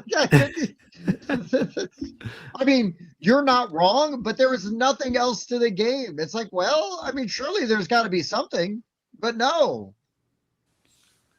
I'll move you just pick up a card and play it. Yeah. Instead of just moving it 1 or 2 spaces forward, they need like the wrapper expansion that you could like scratch it and go back the other way a couple times. No, they need the fun expansion where they make it. They do something in there that's fun. Yeah. Sorry, that was too mean. Good job, Mike. Good one. Yeah. That it was pretty bad. We played this at Gen Con 2 years ago, and it was an Envoy person who played it. And it's interesting because we walked away from that game going, I don't know if that was good or not. We didn't enjoy it, but we were like, surely it was just the teach, because like I've had bad teaches from the Envoy crowd. They're very hit or miss. Yes. Yeah. Yeah. So, but listening to you guys, maybe it was taught very well. Yeah. You actually had the optimal experience. No, it's tough because I want to like game. Like, I mean, I sit down to every game that I play and I want to like it, right? So when we don't, it's kind of tough sometimes. But yeah, no, it's true. It's I hear that. I used to call myself an omni gamer, but I just have too many cards or games now that I'm just like, gotta shout out Old School real quick because I'm pretty sure this is the gentleman that I would have been talking to this week. That's a Shadowgate fan, and I was very excited because that video that we did on Shadowgate is a couple years old. He was asking about some of the promos that we talked about on there, and I reached out to Chris, and we were hopefully able to get, like, Chris is going to send him some of those promos for the game still. So I will just say, this is why you reach out to us. This is why you drop comments, because if we can do something for you, we 100% will. So, hey, thanks for jumping in on the Discord and on the live stream and just saying, hey, and thank you for the comment. It means the world to us. And if it takes 5 minutes to try to do a good deed, I will do that every day. So, sorry, Daniel, didn't mean to step on your thing. I just got excited because I saw a new person in the chat that I just actually had a really great interaction with. So. Yeah, no, that's awesome. That's what I like doing about all this stuff is the connections you make and the people that you encounter. We had our own little story with somebody who, John, our Red Corner, really likes Godfather, and we have a fan who actually loves Godfather, made an expansion for it, and came to Kansas City and taught some of us how to play the game, and it was fantastic. So yeah, it's really cool, like when you make these connections online. So yeah, absolutely. Yeah, 6 minutes is way too long. It's way 5 minutes tops. 5 minutes, that sweet spot. 6 minute abs. What up, Jazz? All right, so I will move on to my number 2, and my number 2, if so, you guys know when I've been on the show the past couple times, Starry Night's been here, but he's not here today, and I'm really sad because I'm gonna crush his hopes and dreams here. This is not childhood trauma yet, but it's getting close, and that is Slam Throne. This game, the Pogs game. The Pog game, that's right. And I tell you what, my friend Philip, Starry Night, he heard about this game at Gen Con, and it was his run and get game. He got 4 packs. Soul. I know, he ripped them all open. This guy taught every single person that walked past him how to play Slam Throne. He was the most hype man for it ever. We even had people like standing in line to play it with Philip because he was so excited about it. And like, except for one person, every person left sorely disappointed. This game is just Pogs. That's all it is. It's and Pogs isn't really a game either. No. And like, even when Philip is teaching this game, he's like, okay, here, you got a stack of Pogs, and you slam it, and you got to try to flip them over. If you flip them over, then you get to keep them. So he's teaching this guy this, and he slams it. He flips the entire stack over, and he goes, well, I won. The guy who was waiting in line to play was like, okay, yeah, that just happened. And they did try to gamify it by like you get a character, and the character has a special power, like, you get 1 Pog back on your stack every round. Yeah, it's modern Pogs, but it's just Pogs because there's nothing modern about it. It's just Pogs. And then and what was the other thing? Oh, there's also an ability where if you catch the slammer, you activate ability too. So after a while, when there were some people who literally couldn't hit the stack, they realized, oh, if I just slam this against the table hard enough, it'll pop up, I'll grab it out of the air, and I get to do 2 damage to you. So then we had people who were just trying to kill each other by flipping this thing up in the air. And I was like, what is actually happening right now? This is Yeah. Oh, that's amazing. This makes me feel so validated. I have not played Slam Throne as a person who was a teenager in the 90s. I did, like, people bought me Pogs, like family members, like, oh, you like games? Like, these have characters on them that you like. And then you'd buy like these tubes of like random Pogs, and they just have whatever art. It's like the modern day equivalent of people like selling NFTs, where it's like, you're just scamming people. Like, this isn't really a thing. Sorry, Slam Throne. But anyways, just ridiculous. Well, the best part about Slam Throne is it was an April Fool's joke. They announced it on April 1st, but they did put the premise that this actually isn't an April Fool's joke, but it totally is, because again, it's just Pogs. And you know what's weird about it? Like, I applaud them, but also scratch my head about it, is it's collectible. But when you open the bag, no. Philip bought 4 bags. He got everything in the 4 bags. So it's collectible, but it's very like updatable. There is no rarity. You just open the bags and they're in there. And Philip's like, wow, I opened 4 bags and I got everything. Cool. And I'm like, okay, so you made a collectible game that isn't actually collectible. Like, what do you guys think? This is a weird thing. So, like, I guess good job for making a non-collectible game to not prey on people. But congratulations for making a fake market for your game. It's just the whole thing from start to finish is the weirdest thing. And the fact that this game is my number 2 is going to tell you how bad my number 1 is, because this isn't even a game. I really wish my friend Philip was in chat. But what I love about this is that I can just talk all the trash about this game, and I've not played it, but I'm having a great time. This is the most fun I've ever had playing Pogs. It's just talking about Slam Throne with you. So I find this amazing. It has 3 perfect 10s on BGG. It has 2 9s. And it has no 1s. I'm set aside by that. It's got 3 2s. This is one of those. It's the same people that made Dice Throne, right? So it's like Spin Master, or who is that? Roxley. No, not Roxley. Yeah, is it Roxley? Roxley. It is Roxley. This is one of those games where I want to, like, I wish I knew someone at Roxley so I could be like, okay, look, I I think it would be a really good prove me wrong video, right? Like send me slam throw. Oh. Well, I will play. I challenge you to prove me wrong. Send me this game. I will publicly rescind all of the horrible things that I said about it. But if I'm right, I get to double down and continue to say horrible things about it. I just have a really hard time being convinced that this is a game. I mean, I will 100% sit and play it, but if they think they're getting 1 red cent from me on it, like, yeah, this is interesting. I was just going to say, this is actually published by Dice Throne Incorporated.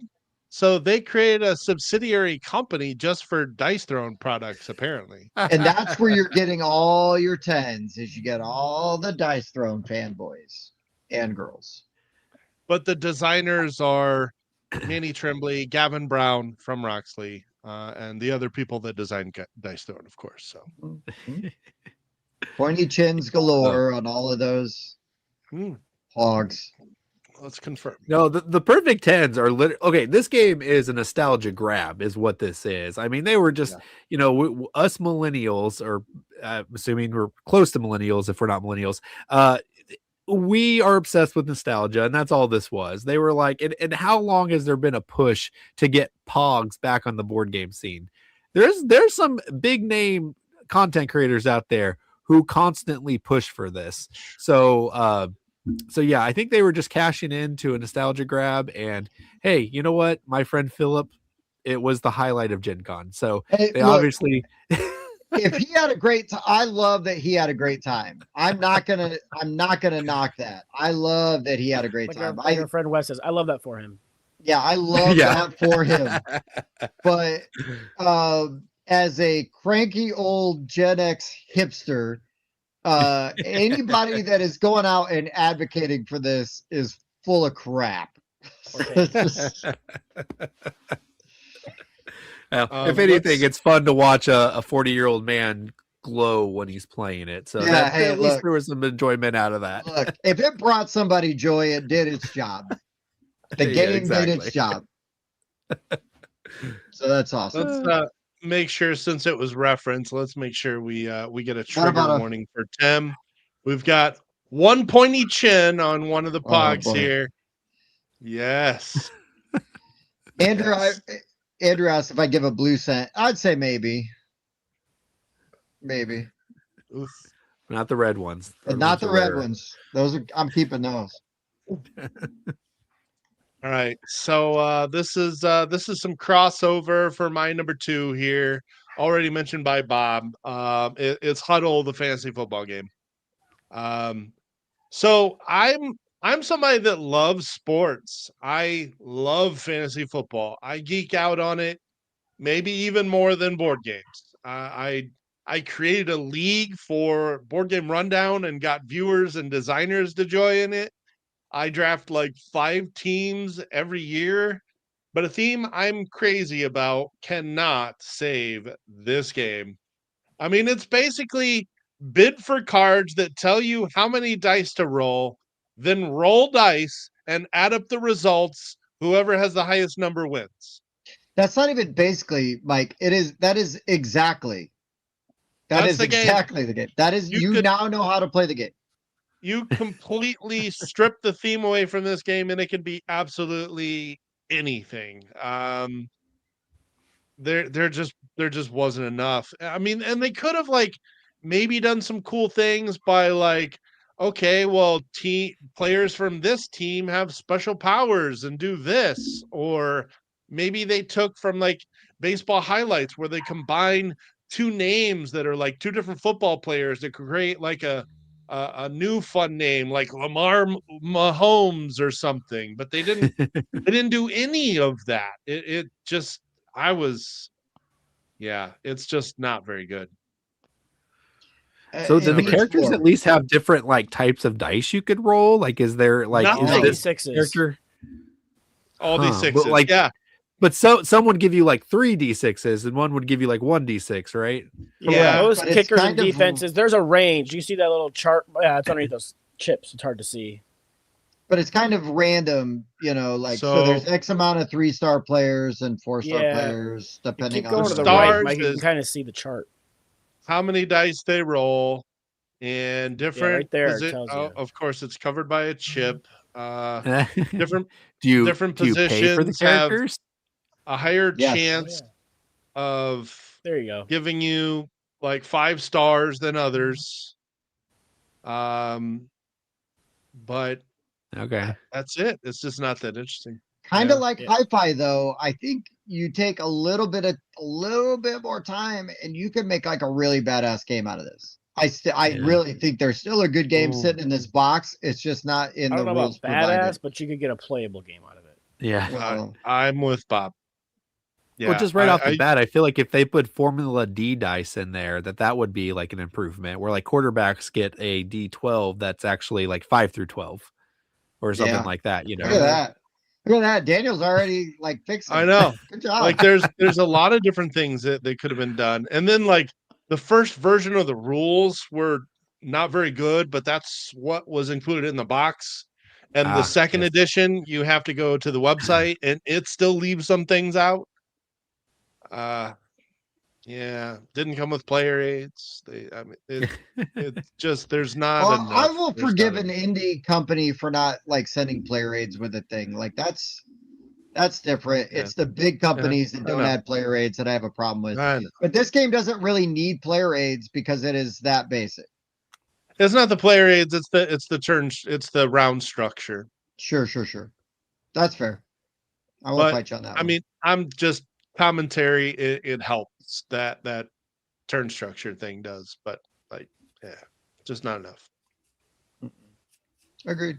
Okay, so we are on to our number 1. So we all get to celebrate because this is the last time you will hear me sing.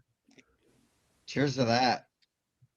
On the 5th day of Christmas, my true love gave to me 5 trick-taking Lord of the Rings. I know my audience. Yes, you 4 swirling turds, 3 bad teacher wins, 2 letters of love, and a 9-hour game of Darwin's Journey. That was a love letter to me. Mike, all is forgiven. I know my audience. Yeah, you do. Number 1.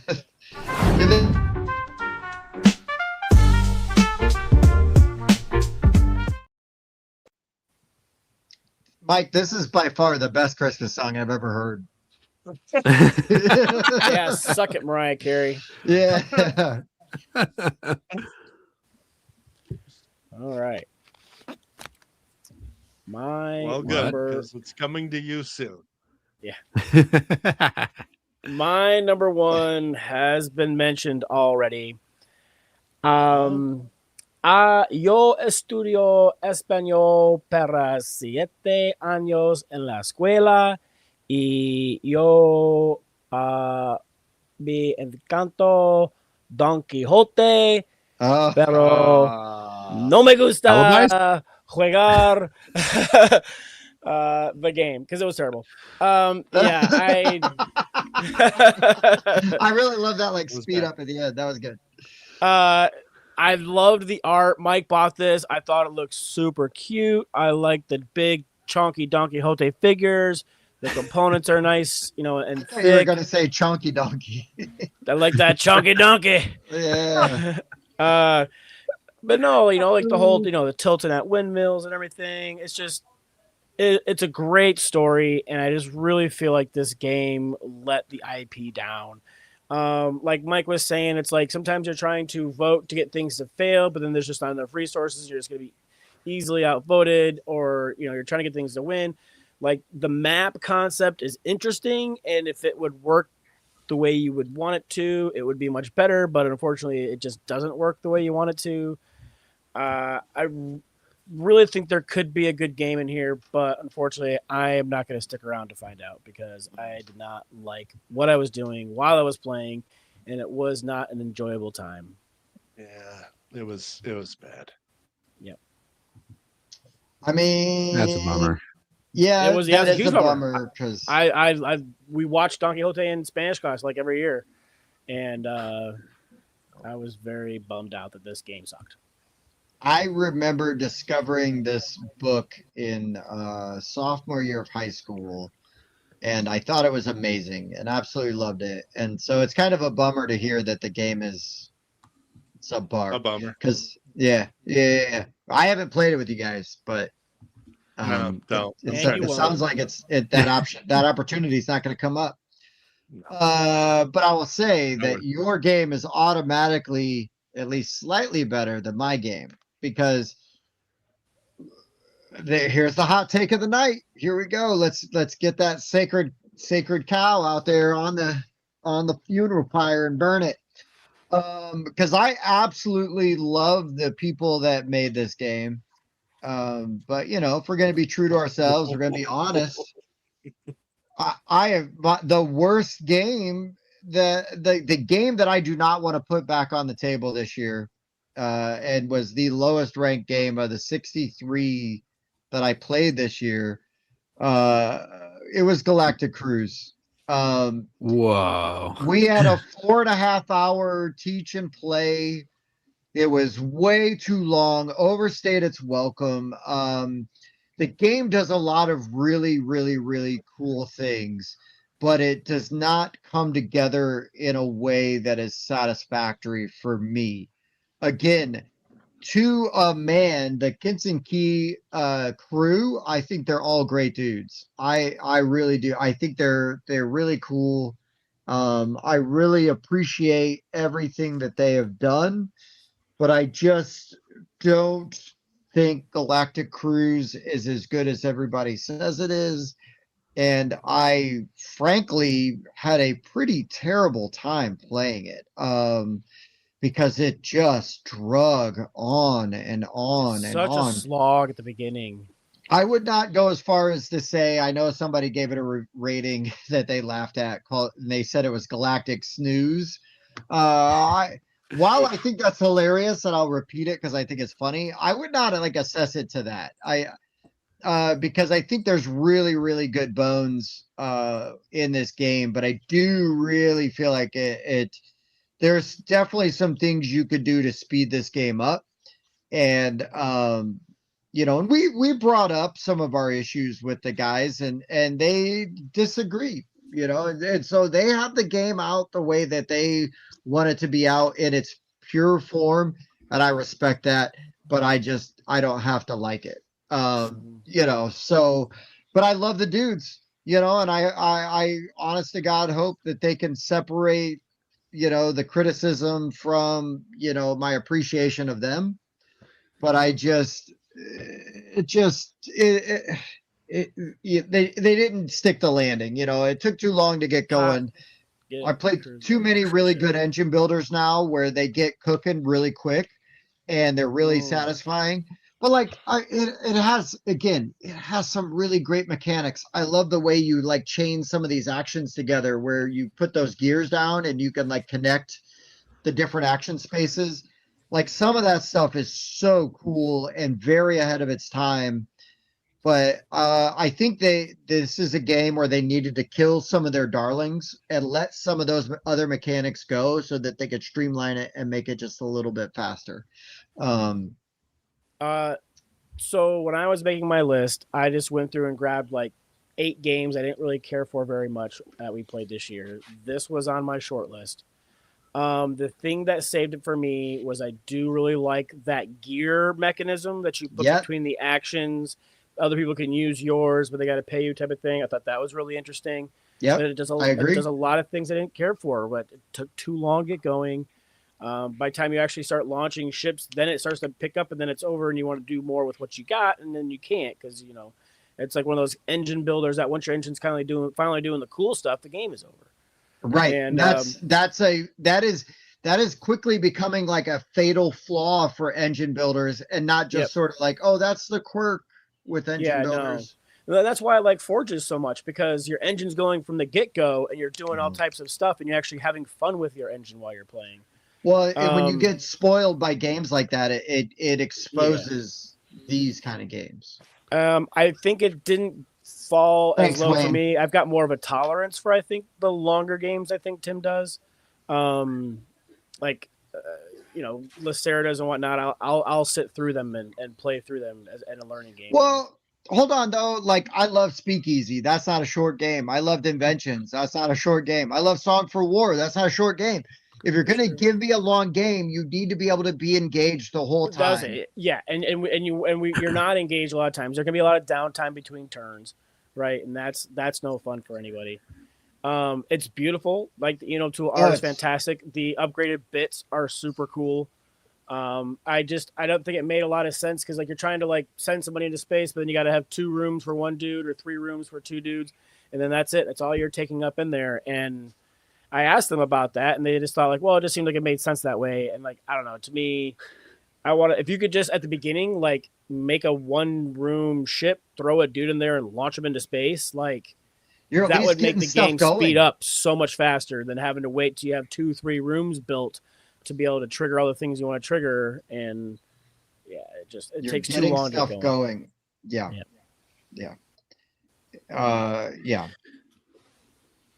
So yeah, I don't know if you'll offend them. I don't know if you'll offend them too much because I think this is going to be like a top 10 game of the year. Like when all things are said and done, they're doing fine. Yeah, it's just we do though, because of like the nature of the industry and like we build all these relationships and we become friends with a lot of people. You do like tend to be sensitive to, and you should be, to other people's feelings about it. But I also feel like if we're going to be content creators and we want people to take our opinion seriously, we've got to be honest about it, right? So I think you can be honest without being a dick too, though. So that's and you be constructive, right? You're like, well, I just don't like it just because. Like, well, no, that doesn't make sense. Why don't? These are the things I like about it. Yeah. And to address David's comment here, I definitely like Galactic Cruise better. Arcs, it still stands that I have played way too many card games where you're too suited and screwed, you don't get what you want to do. And when that is your sole way of taking actions with the cards in your hand, and then you literally can't do any of the actions you want to take. It's one thing if like, you're doing worker placement, somebody blocks you. Oh, dang, I can't go there now.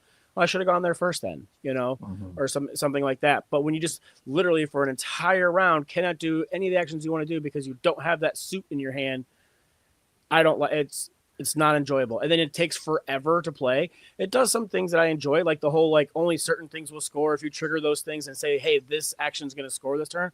I really enjoyed that part of it. But like I said, too many card games where I've been, 1 or 2 suited, and you can't, if you don't have the right resource to convert your action, or nobody leads the suit you want to do so you can copy it, you're just screwed, and that's just not good. At least with Galactic Cruise, you're taking the actions you want to take. It can just be a long time before you can take them. Yeah, it's tough. Yeah, that's interesting. We saw the Purple Corner speak up. That's Kelly from our show. That was her most disappointing game of the year as well. Almost the same experience as you did, where it was like the bad, like kind of a long drawn on teach, and then it wasn't a lot of fun things. And as soon as she got to do something fun, the game was over, or like right before. I don't even think she got to do it. I think she was like really excited about launching her ship, and then somebody ended the game, and she's like, "I want to get to launch my ship." Yeah, all that work and that's it. Failure to launch, Yeah.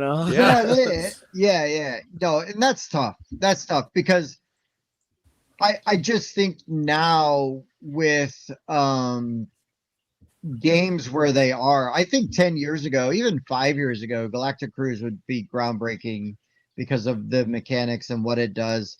But I think it is very reasonable now to have expectations where games like that just pick up a little bit quicker and do not overstay their welcome. But I'm only going to show this part of the message because it's the funnier part. I'm not going to show the part where he's kidding. Thanks, Andrew. Well, and if I didn't actually consider him a personal friend, it would also hit a little different, but Nice.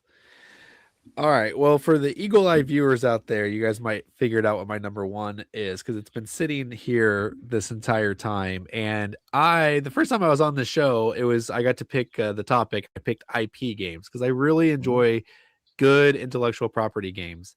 And my son has taken to One Piece, the manga, so much. Like he just loves it, and it's right up his alley. His whole room is decked out in One Piece. Every time we see a One Piece game, we pick it up.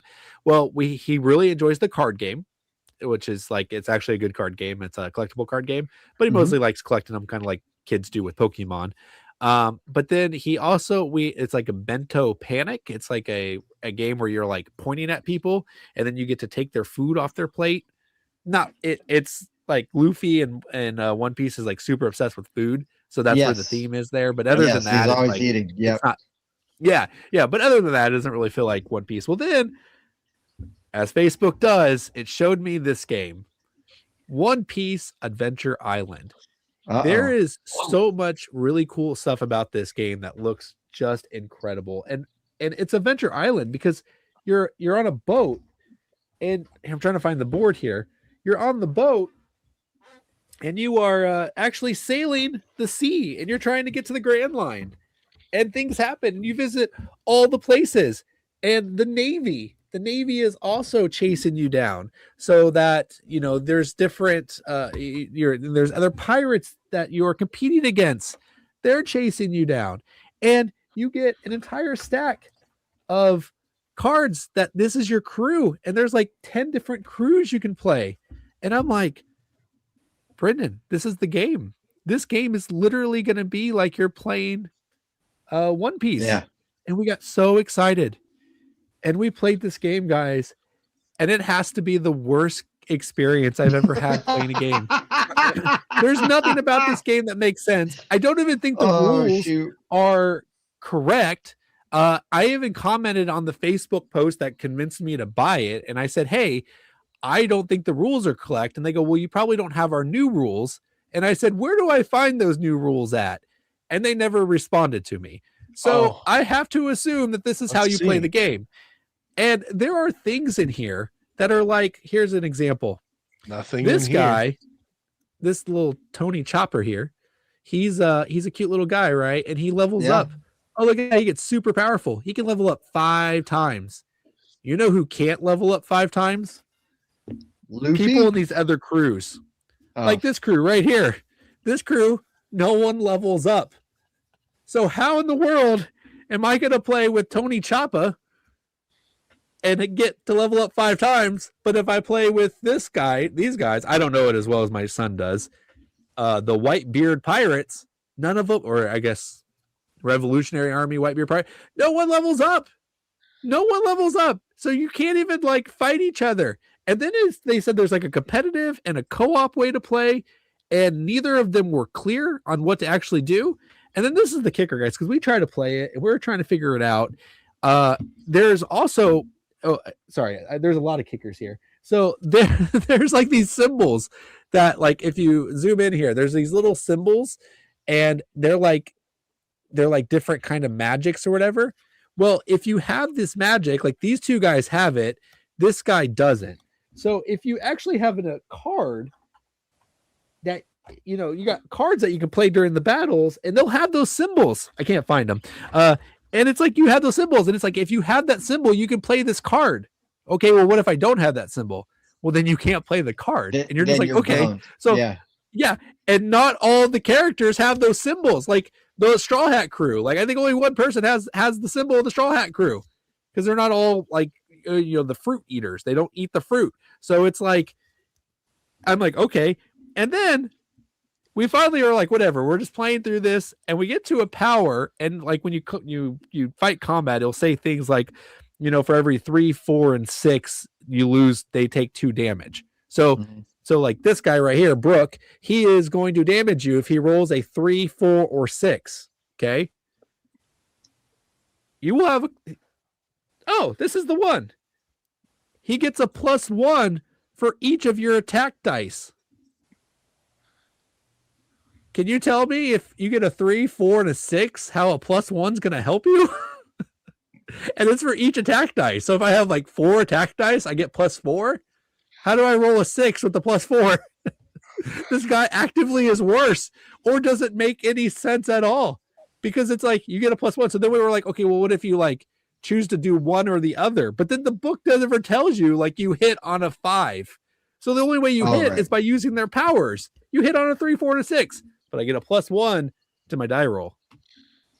I don't know, Daniel. I'm hearing you talk, and I'm just wondering, do you even like games? I'm just playing. None of what you were saying makes any dang sense. It sounds like they slapped an IP on something and then did bare minimum work. Now that I totally trashed it, who published that? Japanime Games. Oh, Japanime, come on, they're better than that. Wait. What were you gonna say, Mike? So the original publisher is Topi Games, Topi. Yes. It might have been Japanime who brought it to the US. Yes. I think that's what it is. Now, to clarify one of your questions, though, there is a under the files here, there is a 2.0 version of the rule book in Spanish. Yeah. And no I English. think There's no English. And I think I've looked it up before, and it looks the same format as the rule book that's in here. Oh my gosh. And these ratings are atrocious. There's 13 5s and 12 1s. That's the majority of your ratings here. I'm really disappointed that there's not a lot of 10s. I was really hoping it'd be like 10, 10, 10, 10. There's 10. one, and they said it was not too hard to get the hang of. And we're the idiots, right? Like, that's what I want. I want to see all those 10s, and we're the dum-dums for not figuring out how to play this game. Yeah. I mean, I always give the caveat that there's something I could be missing. I could have misunderstood the rules because the rules I understood were just not followable. This whole thing was a mess, and it's beautiful. It's a great game. My son loved looking at the pictures, and you said they just slapped on a theme. It's not really slapped on, and that's what's disappointed about it. Like, it looks like there was a lot of thought and effort into this. It looks like it's original art. It doesn't look just like it's cropped from the book or the TV show, or I mean the cartoon. So yeah, like, I don't know what they did. It looked like they wanted to make a good game and then just stopped. I mean, judging by your co-host, this just sounds like this is a Daniel problem. I'm going to just chalk this up as that this is actually a great game, but this is a Daniel problem. Okay, no, that's fair. I mean, it could be, but no, this game is wow. I know. This game is garbage though, and it's so sad. It's just I get angry about it, and I'll check the internet. I'm not going to get rid of it though, because my son loves it so much. Just the imagery of it, and one day there'll be a good game in here. Maybe, who knows? This is where you tackle the inner game designer in you, Daniel, and you and your son collab and make a playable version of this. Yeah, I mean, maybe you got to put that rule book in Spanish. Don't you dare post that rule book in English. No, that needs to be Americans have had it too easy for too long. Too easy. Different language. You go in Spanish there, son. That's great. Yeah. So there you go. This is the game with childhood trauma. That's barely a game. My son cried a little. No, he didn't cry. He's I love it. But it was very sad though. I love it. So there you go. All right. So we've got a new version of the 5 games of Christmas. We've now got the Chunky Donkey B-side. And it comes with a newly redacted version of the first day of Christmas. It's a 9-hour game of One Piece. So there you go. Where 8.5 of those hours is spent looking up rules because the rule book isn't very clear. Oh gosh, it's bad, guys. And every time we felt like we had a breakthrough, we were like, okay, we got this. We draw a card and we're like, this card doesn't make sense. Just time after time. I guess it's a pretty goes along with the IP, because hasn't that been going on for friggin' ever? So the game should kind of go on forever too. Yeah. Yeah. Yeah, I know my son, he won't watch the manga because like he kind of does, but he skips around a lot because he watched the ones from the 90s and he's like, this looks so bad. Oh, sure. Like, yeah, watch one that came out last week. Yeah. You might have a better time. Yeah. Wow. So I am looking at my number one here, and it was a pretty bad game, but it still ranks higher than One Piece Adventure Island. So there is Well, that. I would hope so. So Low bar. I gotta start this off with a totally made up story. So Bob was telling me this story about his weekend. He said he went out night on the town dressed as a chicken. Yeah, seriously. Oh, that one. Yeah. Yeah, and then he met a girl who was dressed like an egg. And then one thing led to another, and the lifelong question was answered. It was the chicken. No. Okay. It was the chicken. Yeah. No, we got it, All right. Mike. All right. I'll stop being a dick and delaying my choice because sitting at my number one is the Dick Sits. Oh no. And so this game was bad. One of our good buddies brought this game over, and was I expecting a game full of phallic references to be any good? No. Could they have actually made this game interesting? Yeah, it's possible. No. It's possible. But did they? Absolutely not. No, they did not. On your turn, you're going to flip over a dick card. You're going to roll a die and add it to the size of your butthole. If the die, seriously, and your gaping rectum size matches the size of the dick on the card, you can sit on it for points. Or you can shit it out, which honestly, I don't remember what that does. How is this game not good? I don't remember what that does, and I'd rather shit on this game instead of read up on what shitting the dick out does for the player. It's just not good. What it does, no. I laughed like the first couple times I saw some of the cards, and then that's kind of where like the entertainment portion of this game ends. I just see like our viewer count tick down as Mike talks about his gaping butt and sitting on dicks. I mean, maybe if a weekend of gaping is something you enjoy, then maybe this is a winner for your group. Yeah. Meanwhile, the hobby still has a gaping hole in the dick joke section of games that are fun to play. Yeah. And then you're running around at work and you're whistling Dixie. Yeah.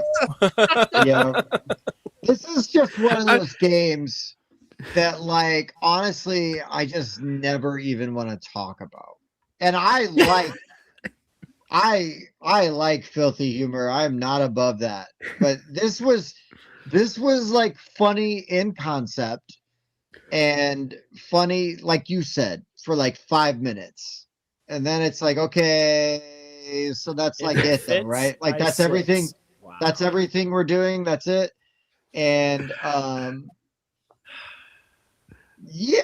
mean, what I really want to know is how thematic was it? Hold on. No, was there thematic ties there? Daniel, don't ask questions you don't want answers to. Is what I'm just gonna say. You don't like my answers. You should cease fairly thematic because the larger the dicks get, this is what happens when you ask these questions, Daniel. This is what happens. Your butthole grows as the game goes on, which is extremely thematic. It gets bigger. I actually kind of want to know what's actually happening on the cover there. As much as I'm looking at that, I still don't actually understand what's going on in it. You don't want to know. Flip a card. And no, I think this needs to be analyzed. The dick. Did you say analyzed?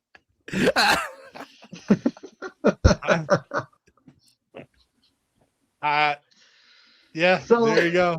If it fits. Now look at the cover. It's like the shaft is clearly facing towards the guy. But like, looks like the balls are in the butt.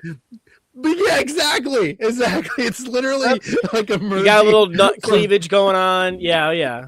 But if that's the picture of the guys, then why is the beans above the Frank? How'd you get the bean above Frank? How'd you get the bean above Frank? Yeah. See, that's what we call dog in a bathtub. It's like when you who hit that? Somebody clicked I that. did. It wasn't me.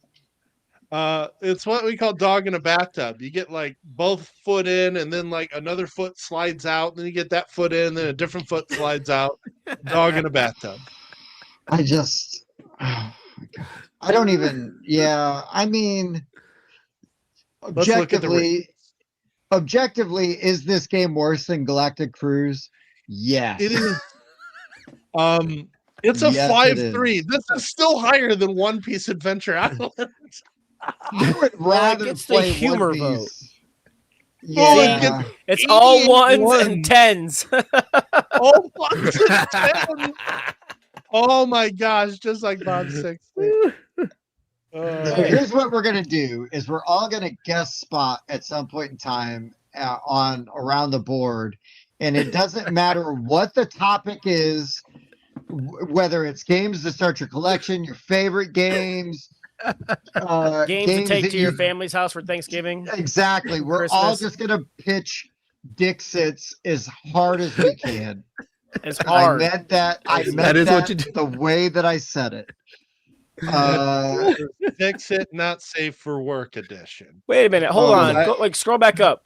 This guy from California said that the right there, highly offensive theme. Are you kidding me, Florida man? You live in Florida. I mean, also This is just it for my so- producer. We're not taking any more guests from around from 4K run through. Yeah, no doubt. No doubt. Wise move. If my appearance wasn't enough to cause that, this cements it. Here's the thing: is I don't to that person's commentary. You just looked at a game called Dixits. What did you think it was going to be? Because I will tell you, to the game's credit, I got exactly what I expected out of that thing. I mean, it was. There you go. It's No surprises there. Nope. Right? Yeah, Nope. and now Tim's turds don't even taper off at the end anymore. They don't. They sure don't. That Tim, you walk into a room and there's 100 dicks on the wall. How many are you choking on? not a one. Atta boy. He's a pro. Yeah, that's right. We have That's been right. officially canceled. Oh God. I thought people were going to be mad at me for the Galactic Cruise. But wait, Thank you, there's Mike. more. Thank you, Mike, for just taking all the flack there. I was just covering a game that I played this year. So You sure were. That's what we're You going sure you mission accomplished. You did that. You sure did do that. And it was the worst one I played this year. You know what? Had I actually recorded that I played that game, that might have. Tim was still trying to block it out. It was almost gone, but Like some games you play and there's the novelty there, and you're like, man, that was the thing. I'm done. Hey, Tony. Sponsor. Oh, shit. He was a sponsor. Was the Oh, sponsor. Tony. I think we just go back to stabbing Tony. I think that's like better for us. Yeah. We just go back to You know telling what? people. Let's send our regards. Ah. Oh, that's too gosh. good. Oh gosh. Well, Because that's really fun. Is that now we're going to go back and recap our top 5 worst games that we played this year, and we've got to talk about it one last time. Oh, shit. But before we do that, let me just say, hey, Daniel, thank you again, man, for coming on here and doing this with us. Yeah, for sure. I appreciate you. I appreciate your friendship, but I appreciate your willingness to come on here and put up with the singing, which nobody knew was going to happen. No, I appreciate the invite as always. I have a blast coming on the show, guys. I love said it the first time and the second time, so I might as well say it the third time. I genuinely loved your guys' show. When I started Around the Board, I was like, I'm going to follow all the content creators under 10,000, and we're going to grow together. And you guys are the ones I actually watch. The other ones are kind of like, yeah, this one's fine. That one's cool. He seems fine, but I don't. But you guys, I will come to over and over again. Maybe we'll talk about it after this Mike's last pick, but yeah. Revisit that. We can reassess. But I'm gonna tell you, Daniel, next time we have you on though, and maybe we just do it next month and we just pick a date, but we need to do favorite comic book characters and just do that. Yeah, I'd be down for that. Because It's dangerous territory. If you want like a 4 or 5 hours segment, I'm your man. I'll take the next day off. You go. We'll give Mike some time to prep for it, but I think we could all kind of come up with that, and you can use movies, because movies based on comics, blah blah blah. I think sure, but might have to actually but that's okay. That's totally fair. I mean, that's the right of the comic book nerd. I think the comic book nerds were the original gatekeeper nerds. So, that's right. But let's recap our top 5 worst games we played in 2025 that were new to us. Bobby, get us going. What do you got? Okay.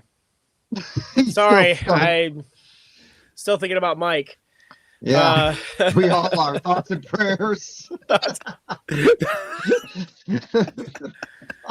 I just think of that South Park episode where Bebe gets boobs and oh no.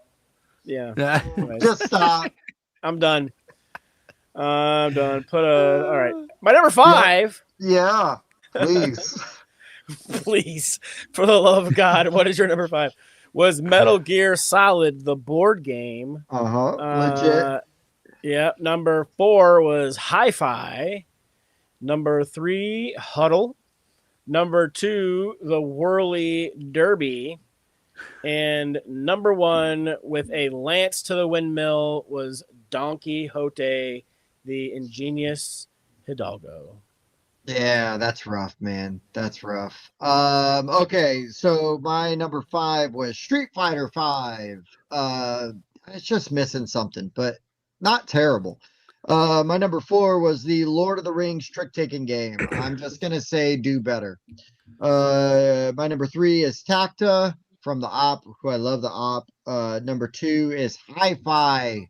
Again, great presentation and not much else there, but I do love Smirk and Dagger games. And I will stay on theme with Galactic Cruise is my number 1. I love the dudes behind the game, but I just did not get what I wanted out of it. And so based on my Pub Meeple rankings, those were my lowest 5 rated games. All right. My 5 were Alibis, which was just a roller coaster of game. Too hard or too easy, nothing really, no sweet spot. Dirt and Dust, just boring, but good. Fight 5, it's war, but 5 times war. Slam Thrones, it's Pogs. Pogs, that's what it is. Pogs. And One Piece, just the childhood trauma, wrecking dreams and hurting children along the way. So big piece of Mike's number 1. One piece of Mike's number 1. There's a gaping hole in Mike's list, and it's at number 1. My number 5 was Whirly Derby, which started off this unfortunate stream of turd swirling a bowl. Number 4, Hi-Fi, more component than game. Don Quixote, the Ingenious Hidalgo, not an ingenious game. Number 2, Huddle, the fantasy football game. Huddle around while I tell you how bad that game is. Mm-hmm. And number 1, the Dixits. I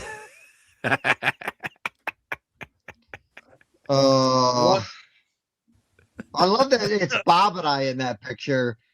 Bob, we need to go faster to give Mike less time to come up with these. That's true. But I like the look on your face. It's like you're looking over at Mike going like, wow, I can't believe that fit. I'm just trying to avoid eye contact. Mike has never heard before. Daniel, I am so sorry if I have gotten you canceled on your channel. We just had to co-stream, and putting these graphics together is a little bit too much fun. Hold on, let me just say to Kevin real quick. Kevin, who's watching tonight, man, and don't judge us just by this alone. The whole body of our content and go, wow, these guys are idiots, and then judge us. Don't judge us just for this. But whole of the content. Okay. Yeah. I'm just gonna say again, thank you everybody for watching, and I really appreciate everybody and the comments and the engagement. I love seeing Evan on here all the time, and all our regulars, the Rossies, all you guys. Go give Around the Board some love. They deserve it. Thanks. Maybe if you give them enough love, they will be foolish enough to ask one of us to join them again on a square. But yeah, man, no, judge us harshly and how terrible we are. Hashtag shut down the rundown. Thank you. Shut down. But yeah, you guys are awesome. I love it, and this was a great time. It's a great time every time. Does anybody else have anything they want to add before we sign off and wrap this bad boy up? I've been holding my tongue this entire episode, and I feel like I just need to announce this, and that is from the get-go, I was going to tell you guys about this game Night Soil that we'll be reviewing on our channel very soon. Do you guys know what Night Soil is? I mean, I don't know what the game is, but I know what Night Soil is. Back in the day when the pooped, it just went out the window, and you had to pay somebody to clean it up, and there's a game about it, and we're going to play it. And this board, we did an unboxing of it. Go watch it and look at near the end and take a look at the board. If you like poop jokes, you're going to like this game, and you're going to like our review of it, I'm sure. There you go. Right. That's a great plug. I like it right there. Speaking of plugs, reference Mike's number one. Oh my God. Tim, I am tired of being the butt of your jokes. You're welcome, sir. Thank you everybody for watching. Please know that we do have a Patreon if you'd like to support the show financially and have the ability, the desire to do so. We put on there us playing games wrong, badly, learning games, all that stuff. You get it very loosely edited, so you get like all the cuss words and bad jokes and us eating snacks and watching football while we're playing games. But if you can't, we even just appreciate the thumbs up, the likes, the subscribes, the comments. Please let us know what are your least favorite games you played this year. New to you, preferably, but I don't care. Your worst games you played this year. They don't just have to be from 2025. Quick question for the Patreons: is Mike's rant about the football game not being on CBS in that video? That's a question for Mike. Yeah, it is. Okay. Yes. Hold on. Awesome. Let me just give you a sneak preview real quick. So here's the thing: is we were playing Crusaders, right? Yeah. So we were playing Crusaders. I will be done. It's right around the time when all the football games are starting, and Mike goes on a 10-minute tirade about how the Colts are not on TV because the Bears are on TV and the Colts are an Indiana team. And why do we got to watch the Bears? We should be watching the Colts. He goes on and on and on and on. And I look up the time, and it's because the Colts game didn't start for another 4 hours. It's a good reason for it not to be on. Yeah, and I don't remember who it was that was saying it when we were on a show. Maybe it was Googs or it was on Full 42, but they kept recommending this game to us. Thank you. You nailed it. I don't know who Crusaders? it was. Whoever recommended Crusaders? Yeah. Yeah. A bunch of people. Yeah, if it was you, put it in the comments so we give you a proper thank you because, man, that was fantastic. Yeah, I absolutely loved it. I did not put it on my best of 2025 list, though. Indeed, because we played it too because late. because I already made my list. But I am going to allow it into my next year's next year's plays. Same. Yep. Yep. Okay. Because it's like a rolling 12 months, right? So Sure. that's my I justification. mean, I guess that's fair. Like if you do like, November to November or whatever. Yeah. So No one's gonna It could be ask a you to look calendar at your year. It could stats. be- They're not gonna be like, Tim, hand me over your BGG stats. I need to see them stats. And I'll say no. Because I'm too lazy. Not too late to make our top 100, which will be coming out fairly soon. Now that is a different animal, Mike. You are correct. But yeah, it is Seth Jaffe, and that was awesome. Jaffrey, yeah, great game. We loved it. Daniel, thank you again. Really appreciate you, man. And anytime, just ask. If you got something you want to talk about, like hit us up. 'Cause you're a good sport. Yeah, and I like being on the show. If you last minute fill in, I'm your guy. Yeah, hell yeah. No, that's great. That's great. Never disappoints. All right, guys. Well, for the board game rundown, I guess I've been Tim, and we'll see you next week on Christmas Eve. Yeah, I'm Bob, and I'll be there too. I will try not to Christmas carol. Please. I need more Christmas carols. All the Christmas carols. Yes. All right, guys. We will see you next week. Thank you so much. Do you like to party? I do like to party. I also like to party. I like to party. A 7.3. This is a great party. Repeating. We should party more often. Heating. I do like to party. Okay. I also like to party. I also like to party. I like to party. I like to party. We should party more often. Okay. This is a great party. Okay.